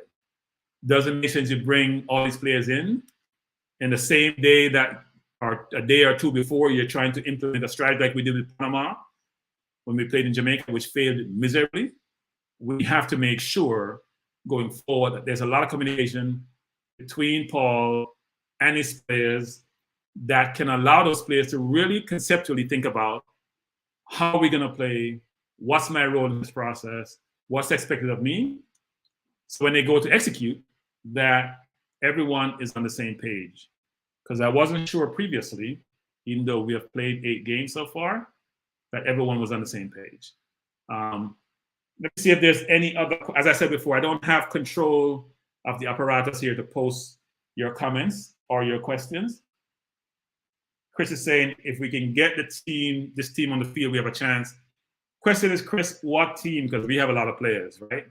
If you think about our team, as Andrew mentioned earlier, Coach Andrew mentioned earlier, we have had, I'm going to paraphrase in my own words, we have had some mix and matches so far throughout the campaign. We've had COVID in the earlier part of the campaign, which restricted what players could travel to what country. Some countries were in the red zone. We didn't have the entire squad together to build that collegiality, the collectiveness, to build that chemistry. They were sort of bifurcated between those who played against Panama and those who played the other games. And in every window, we had some player missing, right? Bailey missing for a window or so because of injuries. So we have never had the 23 that the coach may have wanted at the same time to be part of the program. And somehow we have to figure out a way to accomplish that objective.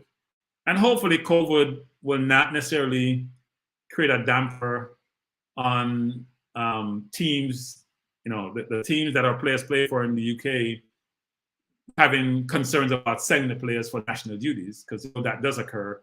They have a campaign that they're participating in. They want all the players to play in that campaign.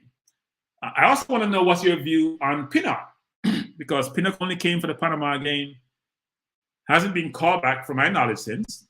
Was he injured? Was it that we don't think he had the requisite skills that we need to come and play for the national team? What's your view? Do you think he should be part of the, I know Gray's been mentioned quite a bit. I've seen low. Do you think Pinnock should be part of that contingent that comes back for the next window? He's playing really well for Brentford. And the more and more I see him, the more I respect his ability. I saw him playing against Mo Salah, held his own. I know he doesn't have the athleticism to play as one would like, but I think he, in a back three, he has played well. And that, to me, should be able to transition to a back four. So I would expect that Pinnock, if called upon, would do a good job, actually. Even though we do have Moore and Lowe, who seem to have solidified their position in the middle of the park in the defense.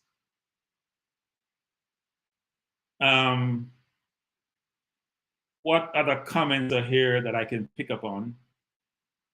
Brain Drain is transitioning the conversation. Do I advocate for the PL players striking? So I'm going to digress and say, Drain, I don't think it's a smart move on their part. I do understand about player safety. I do understand about the concerns that players are expressing, not only about the volume of games in a very short period, which is important, COVID and its implications, especially those of certain diverse persuasion who are much more impacted than others. So I do think that we should respect the players' concern. But look, I mean, there's a lot of different components to this. One is, companies like Amazon have paid for the rights to broadcast these games, and they have the sort of Christmas window, and they paid a lot of money for it. The EP are going to give the money back. Sky, all these broadcasters across the globe. This is the time of the year where in England, they have a monopoly on football because most other leagues go on holidays, and it's a very concentrated period, and they love this period. And people, as Andrew mentioned previously, Coach Price mentioned previously, they have a football culture. It's a way of life. And they live for timelines like these between Christmas and New Year's. We play a number of games, and they can stay home and watch games all day. So players striking to me would not be a good move. And frankly, players, if you think about the expenses for the different clubs, player salary is most of that. So if you want the compensation at the level you want it, you don't want to take any pay cut. If you want to get paid the way you are, there's sacrifices to be made. So even though I understand the players and their concern, and I don't want to go back to a situation where we don't have fans in the stand, but that may be the case given how detrimental, I was detrimental, how the current Omicron COVID vaccine, COVID virus operates, which is much more infectious than the Delta and other viruses, but not as deadly. I do think they should play. Maybe selfish on my part, I do think they should play. Any other questions here that I can sort? Not seeing anything that jumps out at me. I see some Tapa discussion in the chat. I don't think we should beat Tapa anymore. I know there's some negative comments about Tapa. Look, I think any coach for any team had a long a tenure as Tapa has had. So he's been in the program since 2009. Look, it's not a lifetime role, even though if you look at the JFF, it looks that way. It's not a lifetime role. So at some point, there has to be a transition. I think Andrew mentioned that he believed that the timing wasn't optimum for the coaching change to be made. But I will admit on this one, which is, I don't think I've heard a coach in Jamaica say the change should have been made. So I'm not sure we have got the coaching from fraternity in Jamaica, which is a really well-bonded community advocating for a change in coaches, even though it was pervasive across the fan community that we need to change a coach. I think the majority of people believe that the coach needs to be changed. It was interesting that even with the JFF ranks and throughout the coaching community, there were a few people who mentioned that, but it wasn't the majority, which I thought interesting, given the results that we have. I do believe for most countries with aspirations that we do, we had around our national team qualifying for the World Cup, that's 7 points from 8 games is not acceptable. If you get less than 50% in any exam in your life, you have failed. And with that as a basis to assess the coach and his performance, he wasn't successful. And even though he had no losses in the last window, the last 2 games, you still were on the 50%. You got 2 points from a possible 6 point. So you still get less than 50%. So I'm not sure how one can advocate and justify not changing the coach. Maybe some coaches think the change should be made earlier. But I think while there's life, there's hope.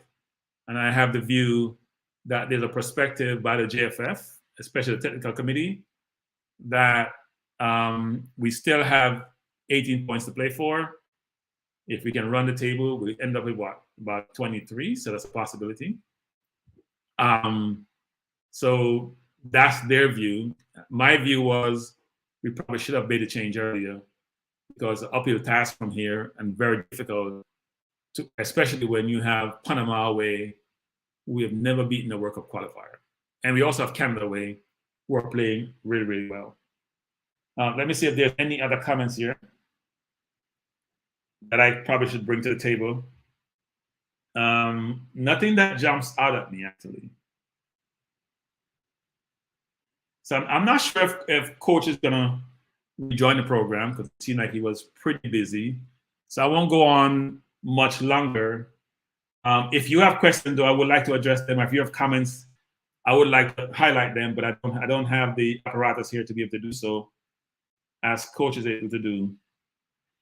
George Doug is saying the JFF is recruiting too much old players in the squad, and they lack skills and creativity. No football team can play well if agile, young, creative play. I think you mean players, the team. Look at the USA and Canada young players. Look, I do think. Look, I don't want to sound like more like age discrimination, especially because I'm very, very senior myself around players. The thing I knock about the Jamaica midfield is, our midfield is very seasoned or senior. And I'm not sure, part of the reason why we're challenged to keep the ball, you heard Coach Price talk about the wing backs, the right or left back, needing to play the ball on the ground to the midfielders versus playing the ball upfield. part of the reason is because the midfielders are not putting themselves in position to receive the pass. So if I don't see a pass, I can't take a risk and try to beat my man and lose the ball and put my team at risk. I have to dump the ball and hopefully my forwards get it, or play a hopeful ball forward and hope they get the ball, which is not the right approach. I don't see our midfielders either have the stamina, athleticism, technical capability to go get the ball with comfort, able to pivot and turn, lay the ball off 1-2. I don't see that happening with them. In fact, if you notice, most times Grant gets the ball, he gets fouled because he gets the ball, he stops it, he goes in front of the man pushes him over, and he gets a free kick. That's all good, but where is that half turn where I dip, turn, and I'm going upfield? The only midfield I've seen done that in games is McGee did it in the Gold Cup against Costa Rica, and he did it twice actually, both in Gold Cup games against Costa Rican games where he went to get the ball, showed himself, dip his shoulder. That means got rid of his man. That means he has an open field going forward. Both times he played the ball out wide, the ball got in and were effective. So I do think we need midfielders with that capability and who are very comfortable on the ball and who have the legs to close people down to play on midfield. And right now, I don't think we're demonstrating that. Phil Jones asking me if I'm related to Robbie on AFTV. No, I'm not related to him in any way, shape, or form. And Robbie, by the way, AFTV is the Arsenal football TV channel. They used to be called that, and they had to change their name because Arsenal complained. But I think Robbie has started something which has become very pervasive across the YouTube spectrum, which is the fan channel, and he's made it a very successful business. And what I like about Robbie is he keeps on expanding, right? So he has the Arsenal TV channel, but now he does a lot of different programs surrounding football and garner a lot of views, a lot of subscribers, and has made it into a real business and has been very successful. And I'm extremely proud of Robbie, what he's done. And by the way, Robbie is also of Jamaican heritage. He was a DJ in his previous life, worked in sort of more governmental entity, and probably play music, play a lot of reggae music. In fact, I heard a DJ. He's on some old YouTube tape where he was a DJ, actually doing not rapping but dancehall type music. So he's been very successful. I'm very, very proud of Robbie and what he's accomplished. But no, he's not a family member. Any other questions? Trying to figure out any comments here. We jump out. I think Gilfie Timol, maybe butchering your name, is saying coach should garner and gather questions from, I guess, the footballing community and post to the JFF. I think we have done that sometimes.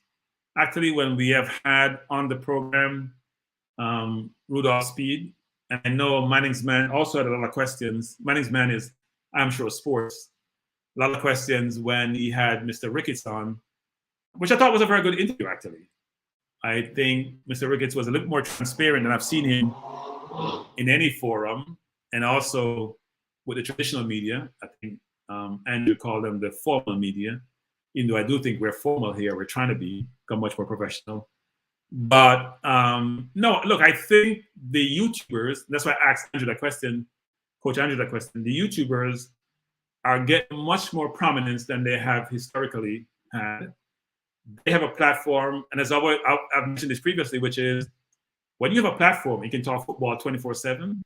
It's different from you having a traditional media where you have a variety program, you have a lot of different constituents you have to satisfy, a lot of sponsors you have to satisfy. YouTubers don't have the same level of restriction.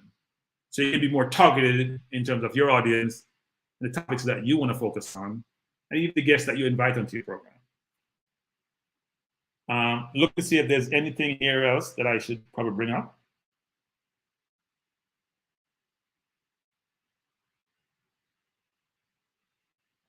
I think someone is saying that, Pagan is saying that Manning's, I am sure sports, or Manning's Man as we call him affectionately, program, the question around Mason Greenwood. I think that probably came from Cataract, because you know Cataract's always talking about Mason Greenwood. And I think he he alluded. Look, I think I don't think we can get Mason Greenwood. I know Kevin, I think there's a 1% chance. I call it a 50 basis point, which is 0.000, whatever that number is, chance of getting Mason Greenwood. Mason Greenwood is an England player. He's not fully capped yet, given his age, even though he has played for England already. I do think there's a wait and see between Mason Greenwood and Gareth Southgate concerning what transpired between Greenwood and Foden when they were in international duties. But I think he's not going to be. We need to focus on more targets, which we have a better chance of pursuing, right? Richards that play at Bayern Munich, Gray who plays for Everton. There are a number of players out there, the Mitchell of the world. There are a number of players out there who have PL type capabilities or pedigree, Max Aarons, who we should be thinking about pursuing, versus going after a pie in the sky target. The player may be an exceptional player, and Greenwood is a two-footed player who I think is going to be an exceptional player, and he's still very young, under 20 years old. But why put your basket where you can't reach it? That was always my philosophy. Pursue targets which are achievable. And I'm not sure that's an achievable target. So we do have an opportunity. And I love what Coach Price said, actually, about how he thinks about, I'm going to put in my words, selection criteria, how he thinks about sourcing players and players who plays for his national team, which is he doesn't care where you're from. It's all about, do you qualify and do you have the capability? And I hope there are other coaches, and including people in the JFF, are listening to that, which is there are individuals in your environment who just believe that talent is what you should pursue. And I think about where that talent originates from, because that talent has whether they're naturalized or born in your country, the capability to play for your country. Why wouldn't you source them? Why wouldn't you use them? The player benefits, but I think the national team benefits more. And if you're trying to allocate space for a certain number of players, may not be at the same level of those players, I'm not sure it's helping those players. What you probably should do is have connectivity between all those individuals. And there's nobody better than players to be scouts for their own team they play, or even for other teams in their own communities, right? So the English player make a relationship with a player in Jamaica, you can recommend him to their club. So we should be thinking about that as another avenue to help players get exposure versus thinking about the national team as the primary source of giving players an exposure so they can get contracts overseas. I think we have to be more expansive in our thought process and how we think about players and how we think about how those talents are sourced and how we export those talents versus just the traditional means. Just like how this is not a traditional media and this forum and these media platforms are expanding, it's no different from how we do business in general, in any walk of life. So we should consider that as we go forward in terms of we could try to get players notoriety and get them publicized to play professionally overseas, and not just thinking about the national team as a primary avenue for that exposure. Wayne Thomas is saying, Cronky, do you get sensation that the JFF and the technical team are not on the same page? Speed is a quota, but JFF president doesn't. Instant interest is a fair question, Wayne, which is, I think there's people taking up positions in the JFF who want certain roles, right? So if you think about the process that we went through, determining whether or not the coach should be retained, the technical committee, even though it wasn't consensus, there was a majority, I think it was 5-2, determined that the coach should be replaced, and yet it took weeks for that to actualize and for that to materialize and actually occur. And the question is, why was that the case? The technical committee should be working in tandem as a body, but should also be liaising with the JFF board to know how the decision is going to be made. And even then, after the decision was made, there's still people in the board who are questioning how the decision was made. So I'm not sure the left hand know what the right hand is doing. And that's part of my concern, which is, and I'm glad Coach Price mentioned this, was around the FIFA inquiry that was undertaken and the view that FIFA that we need to expand the decision-making process or those involved in those processes about how we elect who run our football program, not just concentrated in 30 parishes who are very, very conflicted but a much more diverse, much more dispersed body of our parties out there, whether it's ISA for schoolboy football, whether it's your business out league, whatever it is out there, the football community at large, those interested parties, in some way, shape, or form, should have a say in how we make decisions about a football program. It can't just be 13 parishes, and sometimes just 13 people, because as many of you know, the parish organization sometimes not the most well organized, or the electoral process there is not the most objective.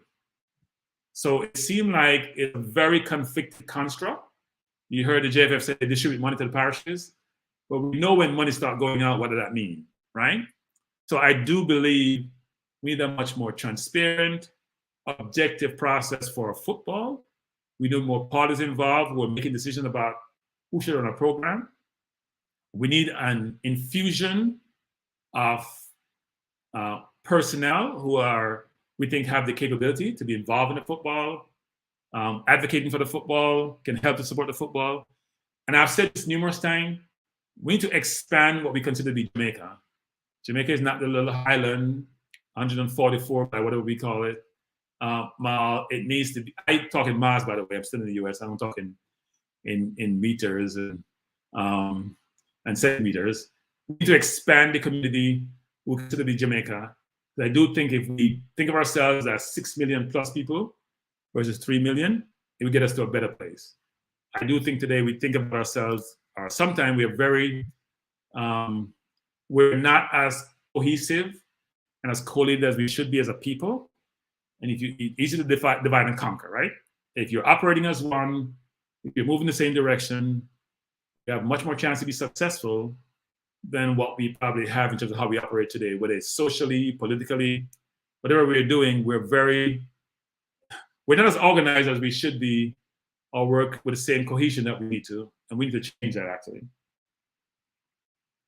Let me see if there's any other question or comments here.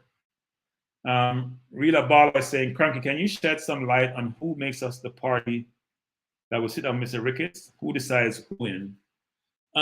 Great question, Real Bala. I think your name is split up, the real is split up. I assume you're a footballer, call yourself Real Bala. I don't think that's been decided actually. I don't have a good idea of how that will work going forward. Mr. Ricketts has said that individuals can come down to his office, the JFF offices, and have dialogue with the JFF. I think we need to think about this actually, which is how do we get our collective minds and who are representative for the football community outside of the more traditional football programs and communities. If we're going to go down to JFF office, who are those individuals going to be going there to have dialogue with them? And how do we get your views as part of that whole platform when we have discussion with them? Right. So maybe we got to think about one of these shows that we run, programs that we have, how we garner all those ideas, those perspectives, how we think who can be representative, especially people who are underground, not underground in Jamaica, but people who are underground. And maybe we can have an electoral process here in our own community of thinking about who those representatives should be that go to have the dialogue with the JFF. But not just have a dialogue. I think part of what we should be thinking about doing is forming some kind of body with members in it, sourcing that body and giving that body some teeth to be able to make things become actionable versus just theoretical and just talking about it. If there's any other comments here? What time do we have? It's 9:02. I'm gonna run this for 5 more minutes. I thought coach would come. I was talking just figuring that coach would come back, but he may not return. So I'll do this for 5 more minutes. Suppose any other questions that you may have or comments that you may have that I can probably answer before we close the program. I'm trying to read my iPad while talking to you because I can't see this on my computer. Real Baller asking, can I make the trip to Jamaica? Real Baller, I have to be honest. In COVID period, I don't fly anywhere. I think I've flown once in the last 2 years, and normally I fly 5-6 times a year. I flew Orlando to watch the Gold Cup, but that was it. I haven't flown since. So until COVID decided to give us a break, I'm not sure I'm going to be flying to Jamaica. I did want to come for Champs, by the way, but I try not to miss Champs. And many know what my school is, right? I'm an advocate for them and hope that they do well. So I do come. And Champs is my favorite sporting event, by the way. I'm not sure I'm going to be able to make it unless, Champs is open to spectators and it's safe to fly. But I'd love to be involved in any way, shape, or form that I can be. I see Devon here saying Merry Christmas to all. I should say that actually. It's holiday season. We have survived COVID to date, many of us, a lot of us. But just as important, we have lost family members. I buried a family member, not to COVID, earlier this week. So for those of you who have lost family members this year, it's a tough time for you. Hope you're recovering well. Hope things are going well for you and your family. Hope those of you who have not been infected with COVID don't get COVID. I've had COVID. I had a very unpleasant experience. Not telling you whether you should get vaccinated because it's your choice, but I do think from my own view, I got vaccinated. I'm trying to I just made my appointment for my booster. I do think it protects you. And I do think that if something's going to protect you from harm and it's not going to harm you, and hopefully it doesn't, because no one has surety about that, you should try to get vaccinated. And I'm an advocate of Pfizer, Moderna. I know there are different vaccines out there. Johnson & Johnson, to me, from what I've heard, is not the best. Actually, it does cause some kind of blood clot. So even though I don't want to denigrate Johnson & Johnson vaccine, I've taken Moderna because I've done my research on it. And there are other vaccinations out there that you can take that are effective. You should get vaccinated. Your family wants you around. I'm sure you want to be around. It's going to protect you and your family. Please do so. It's the Christmas season. I hope everyone have a wonderful Christmas tomorrow. I think Christmas in Jamaica, I haven't had Christmas in Jamaica in a while, but it's a special time. I think to me, frankly, it's much more festive here than it is here. And also, the New Year's is coming up. Please be safe. Please take care of your family. Enjoy the day tomorrow and enjoy next week for the New Year's. I try not to make any New Year's resolution. I just try to think about things I want to accomplish in life and go about and execute against them. And you can make a resolution, but if you're going to make one, make one that's achievable. You know you can achieve. And also make sure you have a plan to being able to achieve your objective, right? I've always said this about the JFF, which is I'm not sure they plan really well. And if you fail to plan, you're planning to fail. And they have done so quite a bit. But it's not a JFF fashion night, so I won't go down that route. Brain Drain is asking, how many boosters before Crankers had enough? Brain Drain, the way I see it actually, you take a flu vaccine almost every year. For some people who take flu vaccines. It appears that the vaccine only protects you for a certain amount of time. So I was infected with the virus, which gave me some protection. I then got my dose of vaccination. I'm looking for my booster. I'm going to take as much as I need to protect myself. I hope you do the same. Lot of comments saying there's always Zoom cranky. Yeah, and I did suggest to Manning's Man that if they do meet with the JFF, I'd love to be involved in the conversation. And maybe they can set up a Zoom call. We're in the 21st century. We have mechanisms and means and mediums to allow us to engage with people from any parts of the world, timely, and having FaceTime. So yes, I definitely would love to be able to engage in the conversation. Trying to see if there's any other questions here.